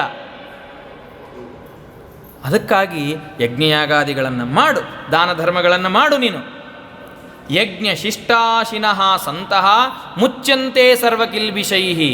ನೋಡ್ರಿ, ಯಜ್ಞಕ್ಕೆ ನಾವು ವೈಶ್ವದೇವಾದಿ ಯಜ್ಞಗಳನ್ನು ದಿನನಿತ್ಯದಲ್ಲಿ ಮಾಡುವಂತಹ ಯಜ್ಞದಿಂದ ಮಾಡಿದ್ದನ್ನು ನಾನು ಭೋಗ ಮಾಡಿದರೆ, ನಾನು ತಿಂದರೆ ಆವಾಗ ನನ್ನ ಪಾಪಗಳು ಪರಿಹಾರ ಆಗತ್ತೆ.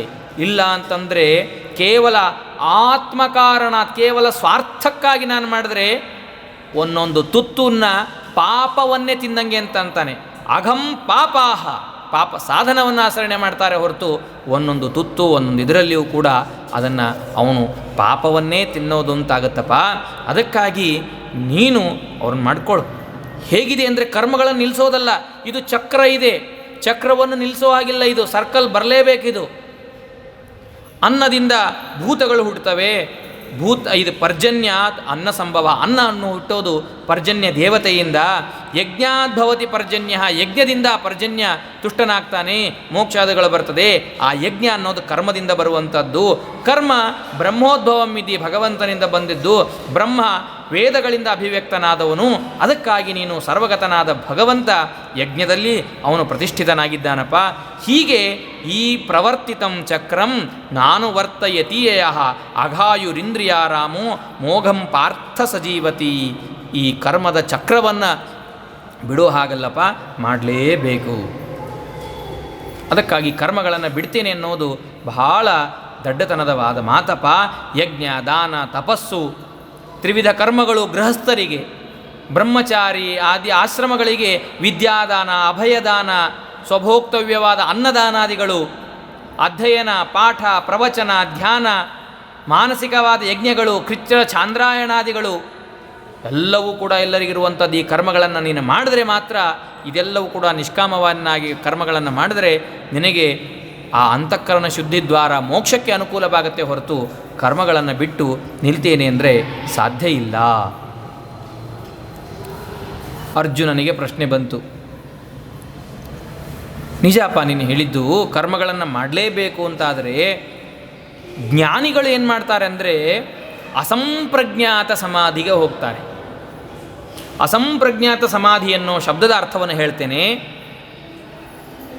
ಅಸಂಪ್ರಜ್ಞಾತ ಸಮಾಧಿ ಅನ್ನೋದು ಅಪರೋಕ್ಷ ಜ್ಞಾನೋತ್ತರದಲ್ಲಿ ಬರುವಂತಹ ಒಂದು ಅವಸ್ಥೆ. ಅದು ಅಪರೋಕ್ಷ ಜ್ಞಾನ ಅಂದರೆ ಒಳ ಮನಸ್ಸಿನಿಂದ, ಒಳಗಣ್ಣಿನಿಂದ ಭಗವಂತನನ್ನು ಕಾಣ್ತಾನೆ. ಅನಂತರದಲ್ಲಿ ಸಮಾಧಿ ಅವಸ್ಥೆಗೆ ಹೋಗ್ತಾನೆ. ಭಾಗವತದಲ್ಲೆಲ್ಲ ನೀವು ಕೇಳಿರ್ತೀರಿ, ಶಮೀಕ ಋಷಿಗಳು ಕೂತಿರ್ತಾರೆ, ಪರೀಕ್ಷಿತ ರಾಜ ಬರ್ತಾನೆ, ನೀರು ಕೇಳ್ತಾನೆ. ಅವ್ರಿಗೆ ಏನು ಎಚ್ಚರ ಇರೋದಿಲ್ಲ, ದೇಹದಲ್ಲಿ ಏನು ಗೊತ್ತಿರಲ್ಲ, ಯಾರು ಏನು ಹೇಳಿದ್ರೂ ಮಾತಾಡೋದಿಲ್ಲ. ಸಿಟ್ಟು ಬರ್ತದೆ, ಕೊರಳಲ್ಲಿ ಹಾವು ಹಾಕಿ ಹೋಗ್ತಾನೆ, ಸತ್ತ ಹಾವನ್ನು. ನೋಡ್ರಿ, ಈ ಪರೀಕ್ಷಿತ ರಾಜ ಬಂದು ಶಮೀಕ ಋಷಿಗಳಿಗೆ ನೀರು ಕೊಡಿ ಅಂತ ಕೇಳಿದಾಗ ಅವ್ರು ಯಾವ ಅವಸ್ಥೆಯಲ್ಲಿದ್ದರು? ಅವರು ಅಸಂಪ್ರಜ್ಞಾತ ಸಮಾಧ್ಯವಸ್ಥಾ ಅಂತ ಹೇಳ್ತಾರೆ. ಅಂದರೆ ನಾನು ಈಗ ಇದ್ದಾಗ ನೋಡ್ರಿ, ನನ್ನ ಕಣ್ಣು, ಕಿವಿ, ಮೂಗು ಎಲ್ಲ ಎಚ್ಚರವಾಗಿ ಕೆಲಸ ಮಾಡ್ತಾ ಇದೆ, ನೋಡ್ತಾ ಇದ್ದೇನೆ, ಕೇಳ್ತಾ ಇದ್ದೇನೆ, ಮಾತಾಡ್ತಾ ಇದ್ದೇನೆ, ಕೈಕಾಲುಗಳಿದೆ, ಎಲ್ಲವೂ ಇದೆ. ಆದರೆ ಅಸಂಪ್ರಜ್ಞಾತ ಅವಸ್ಥೆಯಲ್ಲಿ ಶರೀರದ ಮೇಲೆ ಯಾವ ವಿಧವಾದ ಅಭಿಮಾನವೂ ಇರೋದಿಲ್ಲ. ತಂದು ಕೈಗೆ ಚುಚ್ಚಿ ಕತ್ತರಿಸಿ ಹೋದರೂ ಏನೂ ಗೊತ್ತಾಗೋದಿಲ್ಲ. ಹಾವು ಹಾಕಿದ್ರೂ ಗೊತ್ತಾಗಲಿಲ್ಲ ಅಲ್ಲಿ ಕೊರಳಿ. ದೇಹದ ಮೇಲೆ ಸಂಪೂರ್ಣ ಅಭಿಮಾನವನ್ನು ತೊರೆದು ಸಮಾಧ್ಯವಸ್ಥೆಗೆ ಹೋಗಿಬಿಡ್ತಾರೆ. ನೋಡ್ರಿ, ಈ ಅವಸ್ಥೆಯಲ್ಲಿ ಏನಿದೆ ಅಂತಂದರೆ ಏನು ಕರ್ಮಗಳನ್ನು ಮಾಡೋದಿಲ್ಲ, ಕರ್ಮಗಳನ್ನೇನೂ ಮಾಡೋದಿಲ್ಲ ಈ ಅವಸ್ಥೆಯಲ್ಲಿ. ಹಾಗಾದರೆ ಎಷ್ಟೋ 4, 6, 8, 10 ತಾಸುಗಳ ಹೋಗ್ತಾ ಇರ್ತಾರೆ. ಕರ್ಮಗಳನ್ನು ಮಾಡಲೇಬೇಕು ಅಂತಾದರೆ ಅಸಂಪ್ರಜ್ಞಾತ ಅವಸ್ಥೆಗೆ ಹೋಗಬಾರ್ದಲ್ವಾ? ವೇಸ್ಟ್ ಅಲ್ವಾ ಅದೆಲ್ಲ ಅನ್ನುವ ಪ್ರಶ್ನೆ ಅರ್ಜುನಂದು. ಅದಕ್ಕೆ ಕೃಷ್ಣ ಹೇಳ್ತಾನೆ, ನೋಡಪ್ಪ, ಸ್ವಲ್ಪ ಸೂಕ್ಷ್ಮವಾದ ವಿಷಯ ಇದೆ, ತಿಳ್ಕೋ ನೀನು. ಯಸ್ತ್ವಾತ್ಮರತಿರೇವ ಸ್ಯಾತ್ ಆತ್ಮತೃಪ್ತಶ್ಚ ಮಾನವಃ ಆತ್ಮನ್ನೇವ ಚ ಸಂತುಷ್ಟಃ ತಸ್ಯ ಕಾರ್ಯಂ ನ ವಿದ್ಯತೆ. ನೋಡಿ, ಒಬ್ಬ ವ್ಯಕ್ತಿಗೆ ಅಪರೋಕ್ಷ ಜ್ಞಾನ ಆಯಿತು ಅಂತಾದರೆ ಪ್ರಧಾನವಾಗಿ ಅವನು ಮಾಡುವುದು ಏನು ಅಂತಂದರೆ ಆನಂದಾಭಿವೃದ್ಧಿಗಾಗಿ ಕರ್ಮಗಳನ್ನು ಮಾಡ್ತಾನೋ. ಮೋಕ್ಷದಲ್ಲಿ ತನ್ನ ಆನಂದ ಜಾಸ್ತಿ ಆಗಬೇಕು. ಯಾರೋ ಒಬ್ಬರು ಒಂದು ಮಾಸ್ಟರ್ ಡಿಗ್ರಿ ಮಾಡಿಕೊಂಡ್ರು, ಒಂದು ಉದ್ಯೋಗಕ್ಕೆ ಸೇರಿಕೊಂಡ್ರು, ಕೆಲಸ ಆಯಿತು, ಕೆಲಸ ಸಿಕ್ಕಿದೆ, ಪರ್ಮನೆಂಟ್ ಇದೆ, ಏನೂ ವಿಚಾರ ಇಲ್ಲ, ಒಳ್ಳೆ ಚೆನ್ನಾಗಿ ಬರ್ತಾ ಇದೆ. ಅನಂತರದಲ್ಲಿಯೂ ಕೆಲವೊಂದು ಡಿಗ್ರಿಗಳನ್ನು ಇನ್ನೊಂದು ಯಾವುದೋ MBA PhD ಮಾಡ್ತಾರೆ. ಯಾಕೆ? ನನಗೆ ಮುಂದಿನ ಪೋಸ್ಟ್ ಬರಲಿ, ಹೈಕ್ ಆಗಲಿ, ನನಗೆ ಮೇಲಿನ ಸ್ಥಾನ ಸಿಗಲಿ, ನನಗೆ ಕೆಲಸ ಸಿಕ್ಕಾಯಿತು, ಹೆಚ್ಚಿನದು ಸಿಗಲಿ ಅಂತ ಮಾಡ್ತಾರೆ. ಅಪರೋಕ್ಷ ಜ್ಞಾನ ಆಯಿತಾ, ಮೋಕ್ಷ ಆಯಿತು, ವಿಚಾರವೇ ಇಲ್ಲ, ಆನಂದ ಸ್ವರೂಪ ಆನಂದ ಆಯಿತು ಅವನಿಗೆ. ಆದರೆ ಇನ್ನೂ ಲಿಂಗದೇಹ ಇರ್ತದೆ ಸ್ವಲ್ಪ ಅವನಿಗೆ. ಆ ಅಪರೋಕ್ಷ ಜ್ಞಾನೋತ್ತರದಲ್ಲಿ ಮುಂದೆ ಮೋಕ್ಷ ಆಗುತ್ತಲ್ಲ, ಬ್ರಹ್ಮದೇವರ 100 ವರ್ಷ ಆದಮೇಲೆ ಅಲ್ಲಿ ಆನಂದ % ಜಾಸ್ತಿ ಇರಬೇಕು, ನನಗೆ ಹೆಚ್ಚಿನ ಆನಂದ ಆಗಬೇಕು. ಅದಕ್ಕಾಗಿ ಈಗ ಕರ್ಮಗಳನ್ನು ಮಾಡ್ತಾ ಹೋಗ್ತಾರೆ. ಅಪರೋಕ್ಷ ಜ್ಞಾನ ಆದಮೇಲೆ ಸಂಧ್ಯಾ ವಂದನೆ, ದೇವರ ಪೂಜೆ, ಪಾಠ, ಪ್ರವಚನ, ಧ್ಯಾನ, ಅಸಂಪ್ರಜ್ಞಾತ ಸಮಾಧಿ ಇಷ್ಟೆಲ್ಲ ಮಾಡ್ತಾರೆ. ಫಸ್ಟ್ ಪ್ರಿಫರೆನ್ಸ್ ಇರೋದು ಅಸಂಪ್ರಜ್ಞಾತ ಸಮಾಧಿಗೆ. ಅಸಂಪ್ರಜ್ಞಾತ ಸಮಾಧಿಗೆ ಹೋಗಲಿಕ್ಕಾಗದೇ ಇದ್ದಾಗ ಪಾಠ, ಪ್ರವಚನ, ಜಪ, ತಪ, ಅನುಷ್ಠಾನಗಳನ್ನು ಮಾಡ್ತಾ ಇರ್ತಾರೆ. ಯಾಕೆ ಅಂದರೆ ಅಸಂಪ್ರಜ್ಞಾತ ಸಮಾಧಿಗೆ ಹೋದಾಗ ಆ ಆನಂದ ಏನಾಗ್ತದಲ್ಲ, ಭಗವಂತನ ಅನುಗ್ರಹದಿಂದ ಆತ್ಮನಲ್ಲೇ ಭಗವಂತನಲ್ಲೇ ಮನಸ್ಸಿಟ್ಟು ಏನು ಆನಂದ ಆಗತ್ತಲ್ಲ, ಆ ಆನಂದ ಬೇರೆ ಕೆಲಸ ಮಾಡಿದ್ರೆ ಸಿಗಲ್ಲ ಅಷ್ಟು. ಅಂದಮೇಲೆ ಆ ಪೋಸ್ಟಿಗೆ ಹೋದಾಗ ಸಣ್ಣ ಪೋಸ್ಟನ್ನು ಅಪೇಕ್ಷೆ ಪಡೋದಿಲ್ಲ ಅವರು. ಅಂತಹ ಸಂದರ್ಭದಲ್ಲಿ ಕರ್ಮ ಮಾಡಲಿಲ್ಲ ಅಂದರೆ ಇಡಲಿ ಬಿಡಲಿ. ನೋಡ್ರಿ ಎಷ್ಟಕ್ಕೆ ಹೋಗ್ತಾರೆ ಅಂತಂದರೆ, ಸಂಧ್ಯಾವಂದನಾದಿ ಕರ್ಮಗಳನ್ನು ಟೈಮ್ ಆಯಿತು ಎಬ್ಬಿಸ್ಬೇಕು, ಟೈಮ್ ಆಗಲಿ ಬಿಡಲಿ, ಸಂಧ್ಯಾವಂದನಕ್ಕಿಂತಲೂ ಹೆಚ್ಚಿನ ಆನಂದ ಅಲ್ಲಿ ಸಿಗುತ್ತೆ. 4:15 ಆಗಿದೆ, ಅಸಂಪ್ರಜ್ಞಾತ ಸಮಾಧಿಗೆ ಹೋಗಿದ್ದಾನೆ, ಸಂಧ್ಯಾವಂದನ ಟೈಮ್ ಹೋಗುತ್ತೆ ಅಂದರೆ ಹೋಗಲಿ, ಇದೇನು ಭಾಳ ತೊಂದರೆ ಇಲ್ಲ ಅವರಿಗೆ, ಅಪರೋಕ್ಷ ಜ್ಞಾನ ಆಗೋಗ್ಬಿಟ್ಟಿರ್ತದೆ. ಸಂಧ್ಯಾವಂದನೆಯನ್ನು ಅಪರೋಕ್ಷ ಜ್ಞಾನದ ಆ ಅಸಂಪ್ರಜ್ಞಾತ ಸಮಾಧಿ ಅವಸ್ಥೆಯನ್ನು ಮುಗಿಸ್ಕೊಂಡು ಬಂದಮೇಲೆ ಮಾಡ್ತಾರೆ. ಎಷ್ಟೋ ಜನ ಆಫೀಸಿಗೆ 8-9 ಗಂಟೆಯನ್ನು ಆಫೀಸಿಂದ ಬಂದಮೇಲೆ ಮಾಡಲ್ವಾ? ಏನು ಅಸಂಪ್ರಜ್ಞಾತ ಸಮಾಧಿಗೆ ಹೋಗಿರೋದಿಲ್ಲ, ಏನಿಲ್ಲ. ಅಸಂಪ್ರಜ್ಞಾತ ಸಮಾಧಿಗೆ ಹೋದಾಗ ಅಷ್ಟಾಗಿ ತಲೆ ಕೆಡಿಸ್ಕೋಬೇಕು, ಆನಂದ ಜಾಸ್ತಿ ಆಗ್ತಿರುತ್ತೆ. ಗುರುವಾದಿಗಳು ಬಂದರೂ ಸಹ ಪೂಜೆ ಪುನಸ್ಕಾರ ಮಾಡಲಿಲ್ಲ ಅಂದರೆ ಮಹಾದೋಷ ಏನಿಲ್ಲ ಅಂತ ಹೇಳ್ತಾನೆ ಕೃಷ್ಣ ಪರಮಾತ್ಮ.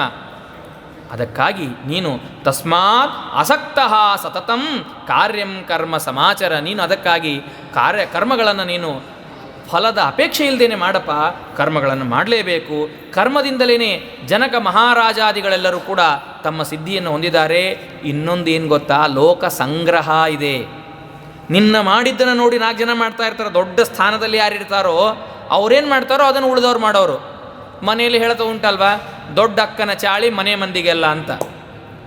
ದೊಡ್ಡ ಅಕ್ಕ ಏನು ಮಾಡ್ತಿರ್ತಾಳೋ ಅದು ಉಳುಕಿದವ್ರಿಗೆ ಬರ್ತದೆ. ಹಾಗೆ ದೊಡ್ಡವರು 4 ಜನಕ್ಕೆ ಮಾದರಿಯಾಗಿರೋರು, ಎಕ್ಸಾಂಪಲ್ ಆಗಿರುವ ವ್ಯಕ್ತಿ ನೀನು ಬಿಟ್ಟರೆ ಅವ್ರು ಮಲ್ಕೊಂಡ್ಬಿಡ್ತಾರೆ. ಅಲಸಿಗೆ ಹಾಸಿಗೆ ಹಾಕ್ಸ್ಕೊಟ್ಟಂಗೆ. ಆಲಸ್ಯವಾದ ಇರುವಂತಹ ವ್ಯಕ್ತಿಗೆ ಮೊದಲೇ ಆಲಸ್ಯದಲ್ಲಿರ್ತಾನೆ, ಒಂದು ಹಾಸಿಗೆ ಹಾಸಿ ಬೆಡ್ ಹಾಕಿ ಇಟ್ಟುಬಿಟ್ರೆ ಸಾಕು, ಆರಾಮ ಮಲ್ಕೊಂಡ್ಬಿಡ್ತಾನೆ ಅವನು. ನೀನು ಇವತ್ತಿನ ಜನಗಳು ಯಾರೂ ಕರ್ಮಗಳನ್ನೇ ಮಾಡಲ್ಲ. ಅಂಥದ್ರಲ್ಲಿ ನೀನು ದೃಷ್ಟಾಂತನಾಗಿರುವ ಮಾದರಿಯಾಗಿರುವ ನೀನು ಕರ್ಮಗಳನ್ನು ಮಾಡೋದಿಲ್ಲ ಅಂತಂದುಬಿಟ್ರೆ ಆಯ್ತು, ಆ ಜನಗಳೆಲ್ಲ ಆರಾಮಾಗಿ ಬೆಡ್ ರೆಸ್ಟಲ್ಲೇ ಇದ್ಬಿಡ್ತಾರೆ.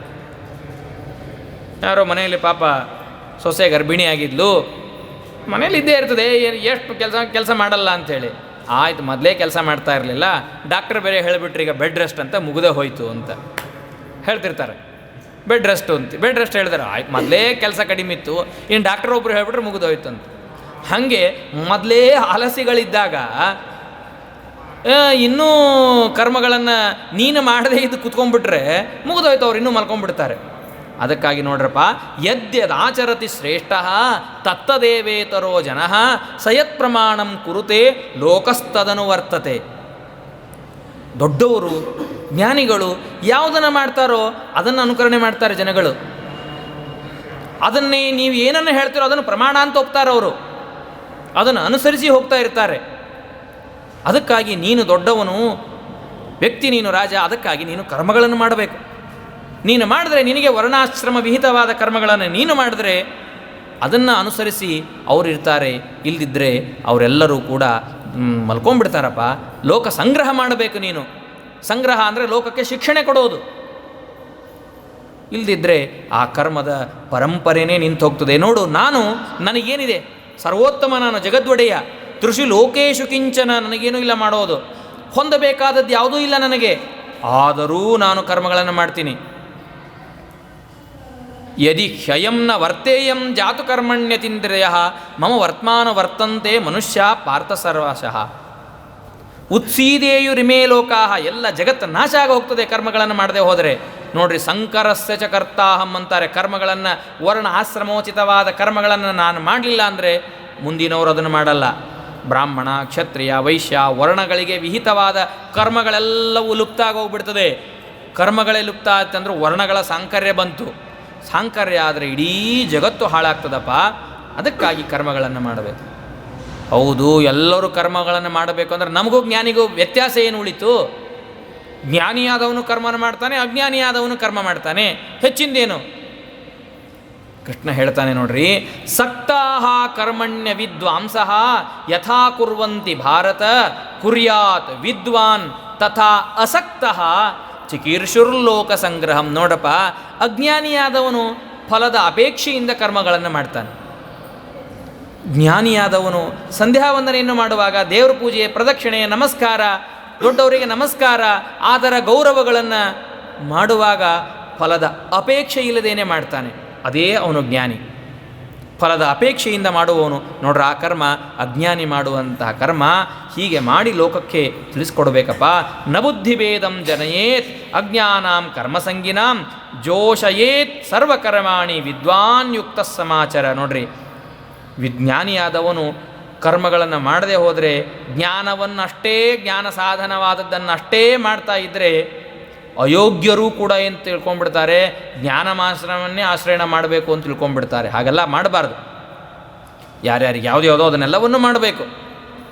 ಪ್ರಕೃತಿ ಕ್ರಿಯಮಾಣಾನಿ ಗುಣೈ ಸರ್ವಾಣಿ ಕರ್ಮಶಃ ಅಹಂಕಾರ ವಿಮೂಢಾತ್ಮ ಕರ್ತಾಹಮಿತಿ ಮನ್ಯತೆ. ನೋಡ್ರಿ, ಏನಾಗ್ತಾನೆ ಇನ್ನೊಬ್ಬನ ಅಜ್ಞಾನಿ ಏನಾಗಿರ್ತಾನೆ ನೋಡು.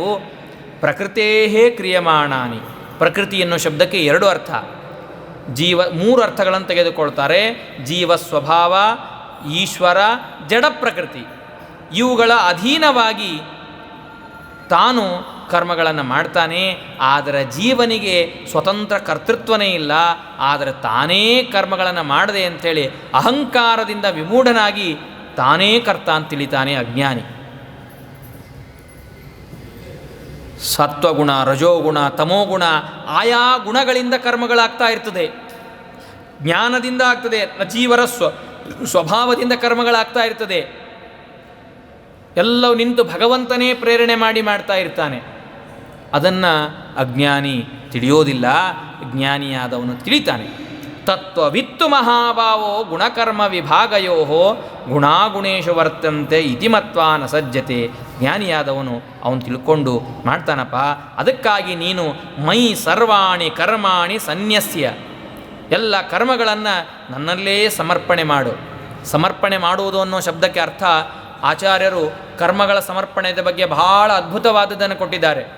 ನೈವೇದ್ಯ ಮಾಡ್ತೇವೆ, ಅದು ನೈವೇದ್ಯನೂ ಸಮರ್ಪಣೆನೇ. ಹೂವು, ತುಳಸಿಯನ್ನು ಸಮರ್ಪಣೆ ಮಾಡ್ತೀವಿ, ಅದು ಒಂದು ಸಮರ್ಪಣೆನೇ. ವಸ್ತ್ರವನ್ನು ದೇವರಿಗೆ ಸಮರ್ಪಣೆ ಮಾಡ್ತೇವೆ, ಅದು ಒಂದು ಸಮರ್ಪಣೆನೇ. ಕರ್ಮನೂ ಒಂದು ಸಮರ್ಪಣೆನೇ. ವ್ಯತ್ಯಾಸ ಇದೆ ನೋಡ್ರಿ. ನೈವೇದ್ಯವನ್ನು, ಒಂದು ಪದಾರ್ಥವನ್ನು ಮಾಡಿದ್ವಿ, ಬೆಳಿಗ್ಗೆ ನೈವೇದ್ಯ ಮಾಡಿದ್ವಿ, ಸಮರ್ಪಣೆ ಮಾಡಿದ್ವಿ, ಮತ್ತೆ ಅದನ್ನು ಸಮರ್ಪಣೆ ಮಾಡೋ ಹಾಗಿಲ್ಲ. ಮುಗಿತಲಿದು. ಅದನ್ನೇ ಮತ್ತೆ ರಾತ್ರಿಗೆ ತಂದಿಡ್ತೀವ ನೈವೇದ್ಯಕ್ಕೆ. ಒಂದು ಹಣ್ಣು ನೈವೇದ್ಯ ಆದದ್ದು ಹಣ್ಣು ಅದು ಪಕ್ಕಕ್ಕಿಡ್ರಿ ಅಂತೀವಿ. ದೇವರಿಗೆ ಏರಿಸಿದ ಹೂವು, ದೇವರಿಗೆ ಏರಿಸಿದ ತುಳಸಿ, ಅದು ನಿರ್ಮಾಲ್ಯ, ಅದು ತೆಗೆದ್ರೆ ಮುಗಿದೋಯ್ತು. ಮತ್ತೆ ಇನ್ನೊಂದು ಸರ್ತಿ ಸಮರ್ಪಣೆ ಮಾಡೋ ಹಾಗಿಲ್ಲ. ಆದರೆ ಕರ್ಮಗಳು ಹಾಗಲ್ಲ. ಸಮರ್ಪಣೆ ಮಾಡಿದ್ದನ್ನು ಮತ್ತೆ ಮತ್ತೆ ಪುನಃ ಪುನಃ ಸಮರ್ಪಣೆಯನ್ನು ಮಾಡಬಹುದು. ಅನುಸಂಧಾನ ಇರಬೇಕಲ್ಲಿ. ನಾಹಂ ಕರ್ತ ಹರಿಕರ್ತ ಅಂತ ಆಚಾರ್ಯ ಹೇಳ್ತಾರೆ ಇಲ್ಲಿ ಸಮರ್ಪಣೆ ಬಗ್ಗೆ. ನಾನು ಕರ್ತ ಅಲ್ಲ, ಇಲ್ಲಿ ಕರ್ಮಗಳನ್ನು ಮಾಡುವ ನಾನಲ್ಲ, ಹರಿನೇ ಮಾಡುವವನು. ತತ್ಪೂಜಾ ಕರ್ಮ ಚ ಅಖಿಲಂ, ಅಖಿಲ ಕರ್ಮ ಎಲ್ಲವೂ ಅವನ ಪೂಜಾ. ತಥಾಪಿ ಮತ್ಕೃತ ಪೂಜಾ. ಮಕ್ಕಳನ್ನು ತಂದೆ ತಾಯಿಗಳು ಕೈ ಹಿಡ್ಕೊಂಡು ನಡೆಸ್ಕೊಂಡು ಹೋಗ್ತಾರಲ್ಲ, ಹಾಗೆ ದೇವರೇ ನಿನ್ನನ್ನೇ ನಡೆಸಿ ಕೈ ಹಿಡಿದು ನನ್ನಿಂದ ಕರ್ಮಗಳನ್ನು ಮಾಡಿಸಿದ್ದೀಯಪ್ಪ, ಇದರಿಂದ ನನ್ನ ಭಕ್ತಿ ಬರಲಿ, ನಿನ್ನ ಅನುಗ್ರಹ ಇರಲಿ, ಇದನ್ನು ಅನುಸಂಧಾನ ಮಾಡಿಕೊಳ್ಳೋದೇ ಕರ್ಮ ಸನ್ಯಾಸ. ನಿನ್ನೆ ಗೀತೆಯನ್ನು ನೀವು ಪ್ರವಚನವನ್ನು ಕೇಳಿದ್ರಿ, ಇವತ್ತು ಕೇಳ್ತಾ ಇದ್ದೀರಿ. ನಿನ್ನೆ ಅದನ್ನು ಕೇಳಿ ನಿನ್ನೆ ಕೃಷ್ಣಾರ್ಪಣ ಅಂತಂದ್ರಿ, ಸಮರ್ಪಣೆ ಆಯಿತು, ನಿನ್ನೆ ಭಕ್ತಿಯಿಂದ ಮಾಡಿದ್ರಿ. ಇವತ್ತು ಮತ್ತೆ ಅದೇ ಕರ್ಮವನ್ನು ಸಮರ್ಪಣೆ ಮಾಡ್ಬೋದು, ನಿರ್ಮಾಲ್ಯ ಆಗಲ್ಲ. ಹುಟ್ಟಿದಾಗಿಂದ ಮಾಡಿದ ಕರ್ಮಗಳನ್ನೆಲ್ಲ ಆವಾಗವಾಗ ಸಮರ್ಪಣೆ ಮಾಡಿದ್ದನ್ನು ಮತ್ತೆ ಪುನಃ ಸಮರ್ಪಣೆ ಮಾಡಬಹುದು. ನಾಳೆ ಕೇಳುವ ಗೀತಾ ಪ್ರವಚನ ಅದನ್ನು ಇವತ್ತೇ ಸಮರ್ಪಣೆ ಮಾಡಬಹುದು. ನೋಡ್ರಿ, ಇದು ಸಮರ್ಪಣೆ ಕರ್ಮಗಳಲ್ಲಿರೋದು. ಇನ್ನೂ ವಿಶಿಷ್ಟವಾದ ಸಮರ್ಪಣೆಯ ಕಾನ್ಸೆಪ್ಟನ್ನು ಆಚಾರ್ಯರು ಕೊಡ್ತಾರೆ ಇಲ್ಲಿ ನಮಗೆ. ಇದನ್ನು ಅನುಷ್ಠಾನ ಮಾಡುವವರಿಗೆ ಯೋಗ್ಯವಾಗುತ್ತಪ್ಪ. ಇದನ್ನು ಇಂದ್ರಿಯಸ್ಯೇಂದ್ರಿಯಸ್ಯಾರ್ಥೆ ರಾಗದ್ವೇಷಗಳಿಂದ ವ್ಯಕ್ತಿ ತಾನು ನಿಂತ್ಕೊಂಡು ಬಿಡ್ತಾನೆ. ರಾಗದ್ವೇಷಗಳಿಗೆ ಅವನು ಆಗಬಾರ್ದು. ಯಾವಾಗಲೂ ನೋಡ್ರಿ, ಭಾಳ ಅದ್ಭುತವಾದ ಮಾತನ್ನು ಹೇಳ್ತಾನೆ. ಶ್ರೇಯಾನ್ ಸ್ವಧರ್ಮೋ ವಿಗುಣಃ ಪರಧರ್ಮಾತ್ ಸ್ವನಿಷ್ಠಿತಾತ್ ಸ್ವಧರ್ಮೇ ನಿಧನಂ ಶ್ರೇಯ ಪರಧರ್ಮೋ ಭಯಾವಹ. ಇವತ್ತಿನ ಮತಾಂತರಕ್ಕೆ ಕೃಷ್ಣ ಕೊಟ್ಟಿರುವ ಉತ್ತರ ನೋಡಿ. ನಾವು ಹೇಳ್ತೀವಲ್ಲ, ಎಲ್ಲರೇ ಇರಲಿಯಪ್ಪ, ನಮ್ಮ ಮನೆಯಲ್ಲಿ ನಾವಿರೋದು ಚಲೋ, ಸ್ವಂತ ಮನೆಯಲ್ಲಿ. ಬಾಡಿಗೆ ಮನೆಯಲ್ಲೋ ಇನ್ನೊಬ್ಬರ ಮನೆಯಲ್ಲೋ ಹೋಗಿ ಒಂದು ದಿವಸ ಒಳ್ಳೆಯದೇ ಹೊರತು ಅಂತಂತೀವಿಲ್ಲೋ ನಾವು. ನನಗೆ ವಿಹಿತವಾದ ಕರ್ಮಗಳನ್ನು, ನನ್ನ ವರ್ಣ ಆಶ್ರಮಗಳಿಗೆ ಉಚಿತವಾದ ಧರ್ಮಗಳನ್ನು ಆಚರಣೆ ಮಾಡೋದು ಯೋಗ್ಯವೇ ಹೊರತು ಅದರಲ್ಲಿ ಒಂಚೂರು ನ್ಯೂನತೆ ಬರಲಿ, ನಾನು ನೋಡ್ಕೊಳ್ತೀನಿ ಅದನ್ನು. ಆ ಕರ್ಮ ಸ್ವಲ್ಪ ನ್ಯೂನ ಆಗಿದೆ, ನನಗೆ ವಿಹಿತವಾದ, ನಾನು ಇವತ್ತು ಗೃಹಸ್ಥರ ಮಾಡಬೇಕಾದ ಕರ್ಮಗಳನ್ನು ನಾನು ಮಾಡ್ತೇನೆ, ಸ್ವಲ್ಪ ಅದರಲ್ಲಿ ನ್ಯೂನತಾ ಬಂತು, ಬರಲಿ.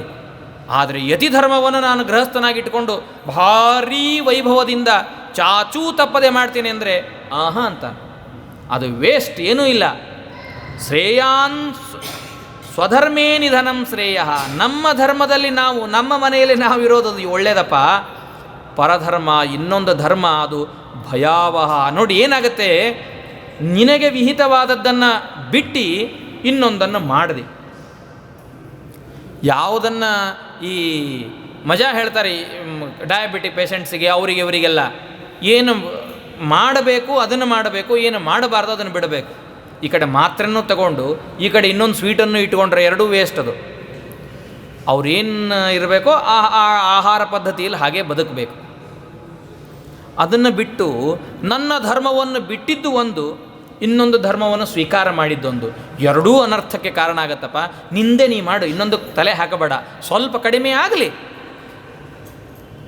ಯಾವಾಗಲೂ ನಮ್ಮನೆ ಒಗ್ಗರಣೆ ದಿನ ಚೆನ್ನಾಗಿ ವಾಸನೆ ಬರ್ತಾನೆ ಇರಲ್ಲ, ಪಕ್ಕದ ಮನೆ ಒಗ್ಗರಣೆ ಚೆನ್ನಾಗಿ ವಾಸನೆ ಬರ್ತಾ ಇರ್ತದೆ. ಅದೆಷ್ಟು ಚೆನ್ನಾಗಿ ವಾಸನೆ ಬರ್ತಾ ಇದೆ ಒಗ್ಗರಣೆ ಅಂತೇಳಿ, ಅದಕ್ಕೆ ತಲೆ ಹಾಕಬೇಡ ಅಂತ ಹೇಳ್ತಾ ಇದ್ದಾನೆ ಅರ್ಜುನ. ನಿನ್ನ ಮನೆಯಲ್ಲಿ ನೀನು ನಿನ್ನ ಧರ್ಮವನ್ನು ನೀನು ಆಶ್ರಯಣೆ ಮಾಡಪ್ಪ ಅಂತ ಹೇಳಿ ಕೃಷ್ಣ ಕೇಳ್ತಾನೆ. ನಿಜಾಪ ಅರ್ಜುನ, ನೀನು ಕೃಷ್ಣ ಹೇಳಿದೆಯಾ ನೀನು? ಅರ್ಜುನ ಕೇಳ್ತಾನೆ, ಆಯಿತು, ಪಾಪವನ್ನು ಮಾಡಲಿಕ್ಕೆ ಯಾವುದರಿಂದ ಅವನು ಬಲಾತ್ಕಾರದಿಂದ ಕೆಲವೊಂದು ಸರ್ತಿ ಮಾಡಬಾರದು ಅನ್ನೋ ಅಪೇಕ್ಷೆ ಇದ್ದರೂ ಕೂಡ ಬಲಾತ್ಕಾರದಿಂದ ಕೆಲವೊಂದು ಪಾಪ ಕರ್ಮಗಳನ್ನು ಮಾಡ್ತಾನೆ.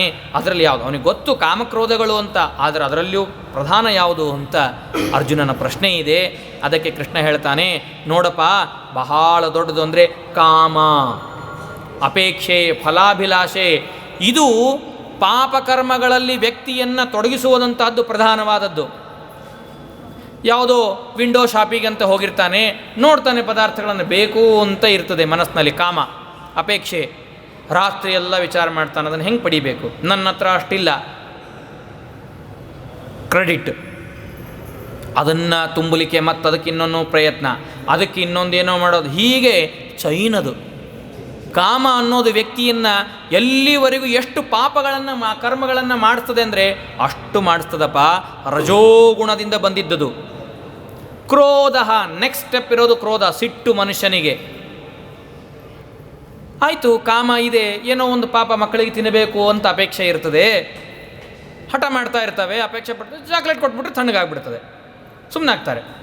ಹಾಗೆ ಕಾಮ ಇದೆ, ಆಯಿತು, ಅದನ್ನು ಅಷ್ಟು ಭೋಗ ಮಾಡಿಬಿಡೋಣ, ಸಣ್ಣ ಆಗುತ್ತೆ ಅಂದರೆ, ಹಾಗೆ ಚಾಕ್ಲೇಟ್ ಕೊಟ್ಟರೆ ಸಮಾಧಾನ ಆಗುವಂತಹ ಕಾಮ ಅಲ್ಲ ಇದು.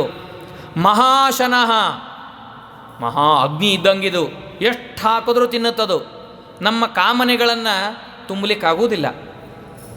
ಜಗತ್ತಿನಾಗಿರುವ ಖಾಲಿ ಪದಾರ್ಥಗಳು ಏನೇನಿದೆ ಎಲ್ಲನೂ ತುಂಬೋದಂತೆ. ಆದರೆ ಮನುಷ್ಯನ ಅಭಿಲಾಷೆ ಎಂದು ತುಂಬಲಿಕ್ಕೆ ಸಾಧ್ಯ ಇಲ್ಲ ಅಂತ ಹೇಳ್ತಾರೆ. ಎಂದೂ ತುಂಬಲಿಕ್ಕೆ ಸಾಧ್ಯ ಇಲ್ಲ ಅದನ್ನು. ಜಗತ್ತಿನಾಗ ಸಪ್ತ ಸಮುದ್ರಗಳನ್ನು ತುಂಬಬಹುದು, ಇನ್ನೇನೇನು ಮನೆಯಲ್ಲಿ ಕನಕ ಬೆಳ್ಳಿ ಬಂಗಾರ ಎಲ್ಲನೂ ತುಂಬಬಹುದು. ಮನುಷ್ಯನ ಅಭಿಲಾಷೆ ಆಕಾಂಕ್ಷೆ ಅದನ್ನು ತುಂಬಲಿಕ್ಕಾಗಲ್ಲಪ್ಪ, ಅದು ಎಂದೂ ಆಗಲ್ಲ. ದೊಡ್ಡ ವೈರಿ ಅಂತ ತಿಳಿ. ಧೂಮೇನ ಆವ್ರಿಯತೆ ವನ್ನಿಹಿ. ನೋಡ್ರಿ, ಧೂಮ ಬೆಂಕಿಯನ್ನು ಆವರಿಸ್ತದೆ, ಒಳಗಡೆಗೆ ಬೆಂಕಿ ಇದ್ದರೂ ಕಾಣೋದಿಲ್ಲ. ಹಾಗೆ ಬೆಂಕಿ ಇದ್ದಂತೆ ಭಗವಂತ ಕಾಮ ನಮ್ಮನ್ನು ಆವರಿಸಿದೆ, ಕಾಣಿಸ್ತೋ ಇಲ್ಲ. ಆದರ್ಶೋ ಮಲೇನ ಚ. ಕನ್ನಡಿಗೆ ಗಲೀಜಾಗಿತ್ತು ಅಂದರೆ ನಮ್ಮ ಮುಖನೇ ಕಾಣುವುದಿಲ್ಲ, ಹಾಗೆ ನಮ್ಮ ಸ್ವರೂಪವನ್ನು ಮಾಡುವುದಿಲ್ಲ. ಯಥಾ ಉಲ್ಬೇನಾವೃತ ಗರ್ಭ. ಗರ್ಭದ ಚೀಲದಿಂದ ಆವೃತವಾದ ಗರ್ಭ ಕಟ್ಟಿ ಹಾಕಿಬಿಟ್ಟಿರ್ತದೆ, ಅದಕ್ಕೇನು ಅಳೆಗಾಡ್ಲಿಕ್ಕೆ ಏನೂ ಕೆಲಸ ಮಾಡಲಿಕ್ಕೆ ಆಗೋದಿಲ್ಲ ಒಳಗಿರುವ ಗರ್ಭದಲ್ಲಿರುವ ಶಿಶುವಿಗೆ. ಹಾಗೆ ಕಾಮ ನಮ್ಮನ್ನು ಕಟ್ಟಿ ಹಾಕಿದೆ. ಒಂದು ಕಾಮ ಇತ್ತು ಅಂದರೆ ನೋಡ್ರಿ, ಭಗವಂತನ ಜ್ಞಾನವನ್ನು ಮಾಡಿಸ್ಕೊಡೋದಿಲ್ಲ, ನಮ್ಮ ಸ್ವರೂಪವನ್ನು ಏನೂ ತಿಳಿಸ್ಕೊಡೋದಿಲ್ಲ, ನಮ್ಮನ್ನು ಕಟ್ಟಿ ಹಾಕಿಬಿಡ್ತದೆ, ನಮಗೆ ಬೇಕಾದ ಕೆಲಸವನ್ನು ಮಾಡಲಿಕ್ಕೆ ಬಿಡೋದಿಲ್ಲ. ಕಾಮ ಅಷ್ಟು ತೊಂದರೆ ಕೊಡುತ್ತೆ. ಬೆಂಕಿ ಪ್ರಕಾಶಮಾನ, ಭಗವಂತ ಜಾಗೃತನಾಗಿ ಪ್ರಕಾಶಮಾನನಾಗಿರುವವನು, ಕಾಣೋದಿಲ್ಲ ಕಾಮ ಇದ್ದಿದ್ದಕ್ಕೆ. ಕನ್ನಡಿ ಮುಂದೆ ನಾವು ಹೋಗಿ ನಿಂತರೆ ನಮ್ಮ ಮುಖ ಕಾಣುತ್ತೆ, ಆದರೆ ಗಲೀಜಾಗಿತ್ತು ಅಂತಾದರೆ ನಮ್ಮ ಮುಖ ನಮಗೆ ಕಾಣಲ್ಲ. ಕಾಮ ಅನ್ನೋದು ನಮ್ಮ ಮನಸ್ಸಿನಲ್ಲಿ ಅಂಟ್ಕೊಂಡಿತ್ತು ಅಂದರೆ ನಮ್ಮ ಸ್ವರೂಪ, ನಮ್ಮ ಅಂತಃಕರಣ ಶುದ್ಧ ಆಗೋದಿಲ್ಲ. ಕಾಮ ಅನ್ನೋ ಹೊಲಸು. ಕಾಮ ಅನ್ನೋದಿತ್ತು ಅಂದರೆ ಗರ್ಭಚೀಲ ಕಟ್ಟಿ ಹಾಕುವಂತೆ ಮಗುವಿಗೆ ಒಳಗೆ ಅಳಗಾಡ್ಲಿಕ್ಕೆ ಬರದೇ ಇರುವ ಹಾಗೆ ನಮ್ಮನ್ನು ಕಟ್ಟಿ ಹಾಕಿಬಿಡ್ತದಪ್ಪ ಇದು. ಆವೃತಂ ಜ್ಞಾನಮೇತೇನ ಜ್ಞಾನಿನೋ ನಿತ್ಯವೈರಿಣ. ಜ್ಞಾನಿಗಳಿಗೂ ಸಹ ಇದು ತೊಂದರೆ ಕೊಡುತ್ತೆ. ಶಾಸ್ತ್ರಗಳನ್ನು ಅಧ್ಯಯನ ಮಾಡಿರ್ತೀವಿ, ಜ್ಞಾನ ಇರ್ತದೆ, ಇದು ಪಾಪದ ಕೆಲಸ ಗೊತ್ತಿರ್ತದೆ, ಇಂತಹ ಕೆಟ್ಟ ಕೆಲಸ ಮಾಡಬಾರ್ದು ಅಂಥೇಳಿ. ಕಾಮ ಇತ್ತು ಅಂದರೆ ಇರುವ ಶಾಸ್ತ್ರದ ಜ್ಞಾನವನ್ನು ಮುಚ್ಚಿಬಿಡ್ತದೆ. ಎಷ್ಟು ದೃಷ್ಟಾಂತಗಳು ಬೇಕು ಹೇಳಿ ಇದಕ್ಕೆ. ಇನ್ನೊಬ್ಬರ ಅಧೀನವಾಗಿ ಒದ್ದಾಡಿ ಹೋಗ್ಬಿಡ್ತಾರೆ. ಭೀಷ್ಮಾಚಾರ್ಯರಿಗೆ ಎಷ್ಟು ಜ್ಞಾನ, ಎಷ್ಟು ಶಾಸ್ತ್ರ, 560 ವರ್ಷ ಅಧ್ಯಯನ ಮಾಡಿದ್ದಾರೆ ಅವರು. ಬರೀ 8, 10, 12 ವರ್ಷ ಅಲ್ಲ, 560 ವರ್ಷ. ಅಷ್ಟಾದರೂ ಕೂಡ ಕಾಮದಿಂದ ಅವರು ತಮ್ಮ ಜ್ಞಾನವನ್ನು ತಮಗೆ ಶಾಸ್ತ್ರದಿಂದ ಗೊತ್ತಿದ್ದರೂ ಕೂಡ ಸುಮ್ಮನೆ ಬಂಧನ ಮಾಡಿ ಕೂತ್ಕೊಳ್ಳಂಗಾದ ಪರಿಸ್ಥಿತಿ ಬಂತು. ಶಾಸ್ತ್ರ ಗೊತ್ತಿದ್ದವರಿಗೂ ಕೂಡ ಕಾಮ ಇತ್ತು ಅಂತಂದರೆ ಅಷ್ಟು ಆಗುತ್ತೆ, ದುರಾಸದವಾದದ್ದಪ್ಪ. ಅದಕ್ಕಾಗಿ ನೀನು ಇದನ್ನು ಮಾಡಬೇಕು ಅಂದರೆ ಹೇಗೆ ಮಾಡಬೇಕು? ಇದು ಕಾಮ ಶತ್ರು. ಶತ್ರುವನ್ನು ಗೆಲ್ಲಬೇಕು ಅಂದರೆ, ಒಸಾಮಾ ಬಿನ್ ಲಾಡನ್ ಹೊಡಿಬೇಕು ಅಂತಂದರೆ ಅವನು ಎಲ್ಲಿದ್ದಾನೆ ಅಂತ ಮೊದಲು ಕಂಡುಹಿಡಿಬೇಕು. ಕಂಡುಹಿಡಿಯೋದೇ ದೊಡ್ಡ ಸಮಸ್ಯೆ ಆಯಿತು. ಎಲ್ಲಿದ್ದಾನೆ ಅಂತ ಆ ಸ್ಥಾನವನ್ನು ನೋಡಿ ಅಟ್ಯಾಕ್ ಮಾಡಿದ್ರು. ಕಾಮ ಎಲ್ಲಿದೆ ಅಂತ ಗೊತ್ತಾಗಬೇಕು. ಗೊತ್ತಾದರೆ ನಮಗೆ ಹೋಗಿ ಅಟ್ಯಾಕ್ ಮಾಡಲಿಕ್ಕೆ ಸಾಧ್ಯ. ಇಂದ್ರಿಯಾಣಿ ಮನೋಬುದ್ಧಿ ಅಸ್ಯಾಧಿಷ್ಠ. ನೋಡಿ, ಕಾಮಕ್ಕೆ ಸ್ಥಾನ ಅಂದರೆ ಇಂದ್ರಿಯ, ಮನಸ್ಸು, ಬುದ್ಧಿ ಇದೇಪ. ಅದನ್ನು ಆಶ್ರಯಿಸಿಕೊಂಡೇ ಕಾಮ ಇರ್ತದೆ. ಅದನ್ನು ಕಂಟ್ರೋಲ್ ತಗೊಳ್ಬೇಕು. ಯಾವ ಹೌಸಲ್ಲಿದ್ದೋ ಆ ಹೌಸನ್ನು ಕಂಟ್ರೋಲ್ ತೊಗೊಂಡು ಆಮೇಲೆ ಹೊಡೆದ್ರು ಅವನ್ನ. ಹಾಗೆ ನಮ್ಮ ಇಂದ್ರಿಯ, ನಮ್ಮ ಮನಸ್ಸು, ನಮ್ಮ ಬುದ್ಧಿಯನ್ನು ಕಂಟ್ರೋಲಿಗೆ ತಗೋ, ಆಗ ಆಟೋಮೆಟಿಕ್ಲಿ ಕಾಮವನ್ನು ನೀನೇ ಗೆದ್ದು ಬಿಡ್ತೀಯ. ಅದಕ್ಕಾಗಿ ಇಂದ್ರಿಯಗಳನ್ನು ನಿಯಮನ ಮಾಡು, ನಿನ್ನ ಮನಸ್ಸನ್ನು ಹತೋಟಿಗಿಟ್ಕೋ. ಆಗ ಈ ಶತ್ರುವನ್ನು, ಕಾಮವನ್ನು ನೀನು ಸರಳವಾಗಿ ಗೆದ್ದು ಬಿಡ್ತೀಯಪ್ಪ. ಇಂದ್ರಿಯಾಭಿಮಾನಿಗಳು ಶ್ರೇಷ್ಠ, ಅದಕ್ಕಿಂತಲೂ ಅರ್ಥಾಭಿಮಾನಿಗಳು, ಅದಕ್ಕಿಂತಲೂ ಮನಸ್ಸು, ಬುದ್ಧಿ ಎಲ್ಲದಕ್ಕಿಂತಲೂ ಶ್ರೇಷ್ಠನಾದವನು ನಾನು. ಅದಕ್ಕಾಗಿ ನೀನು ಜಹಿ ಶತ್ರುಂ ಮಹಾಬಾಹೋ ಕಾಮರೂಪಂ ದುರಾಸದಂ. ಅದಕ್ಕಾಗಿ ನನ್ನನ್ನು ಚಿಂತನೆ ಮಾಡಿ, ನನ್ನನ್ನು ಧ್ಯಾನ ಮಾಡ್ತಾ, ನನ್ನ ಉದ್ದೇಶದಿಂದ ನಿನ್ನ ವಿಹಿತವಾದ ಕರ್ಮಗಳನ್ನು ನೀನು ಮಾಡಿ ನನಗೆ ಸಮರ್ಪಣೆ ಮಾಡು. ಅದರಿಂದ ನೀನು ಜಯಿಸ್ತೀಯ, ನನ್ನನ್ನು ಹೊಂದುತ್ತೀಯ. ಕರ್ಮಗಳನ್ನು ಮಾಡಲ್ಲ, ಕೈ ಕಟ್ಕೊಂಡು ಸುಮ್ಮನೆ ಒಂದು ಕಡೆ ಮಲ್ಕೊಂಡ್ಬಿಡ್ತೇನೆ, ಇದು ಸರ್ವಥಾ ಅಸಾಧ್ಯವಾದದ್ದು ಮಾತು. ಅದಕ್ಕಾಗಿ ನೀನು ನಿನಗೆ ವಿಹಿತವಾದ ಕರ್ಮಗಳನ್ನು ನೀನು ಅವಶ್ಯವಾಗಿ ಮಾಡಲೇಬೇಕು ಅಂತ ಕೃಷ್ಣ ಪರಮಾತ್ಮ ಈ 3ನೇ ಅಧ್ಯಾಯದಲ್ಲಿ ಉಪದೇಶವನ್ನು ಮಾಡಿದ್ದಾನೆ. ಕರ್ಮಯೋಗ ಅಂತ ಇದಕ್ಕೆ ಹೆಸರು. ಇಂತಹ ಅಧ್ಯಾಯ ಕೃಷ್ಣ ಪರಮಾತ್ಮನ ಅನುಗ್ರಹದಿಂದ ನಮಗೆ ವಿಶೇಷವಾಗಿ ಕರ್ಮಗಳನ್ನು ಭಕ್ತಿಯಿಂದ, ಭಗವತ್ ಪ್ರೀತಿ ಉದ್ದೇಶಕವಾದಂತಹ ಕರ್ಮಗಳನ್ನು ಭಗವಂತ ನಮ್ಮ ಮೂಲಕವಾಗಿ ಮಾಡಿಸ್ಲಿ ಅಂತ ಪ್ರಾರ್ಥನೆ ಮಾಡಿಕೊಂಡು ಈ 2 ತೊದಲು ನುಡಿಗಳನ್ನು ಆ ಭಗವಂತನ ಕೃಷ್ಣ ಪರಮಾತ್ಮನ ಪಾದಾರವಿಂದಗಳಲ್ಲಿ ಅರ್ಪಣೆ ಮಾಡ್ತೇನೆ. ಶ್ರೀಕೃಷ್ಣಾರ್ಪಣಮಸ್ತು. ಪ್ರೀತೋಸಿ ಮಾಪತೆ ವ್ಯಾಸ ಯದಿ ಕೇನಾಪಿ ಕರ್ಮಣ ಶ್ರೀಮಧ್ವಶಾಸ್ತ್ರಶ್ರವಣೆ ರತಂ ಮಾಂ ಕುರು ಸರ್ವದಾ. ಶ್ರೀಕೃಷ್ಣಾರ್ಪಣಮಸ್ತು. ಇವತ್ತಿನ ದಿನ ಶ್ರೀಮದ್ ಭಗವದ್ಗೀತೆಯ 3ನೇ ಅಧ್ಯಾಯದ ಪ್ರವಚನವನ್ನು ಬಹಳ ಸುಂದರವಾಗಿ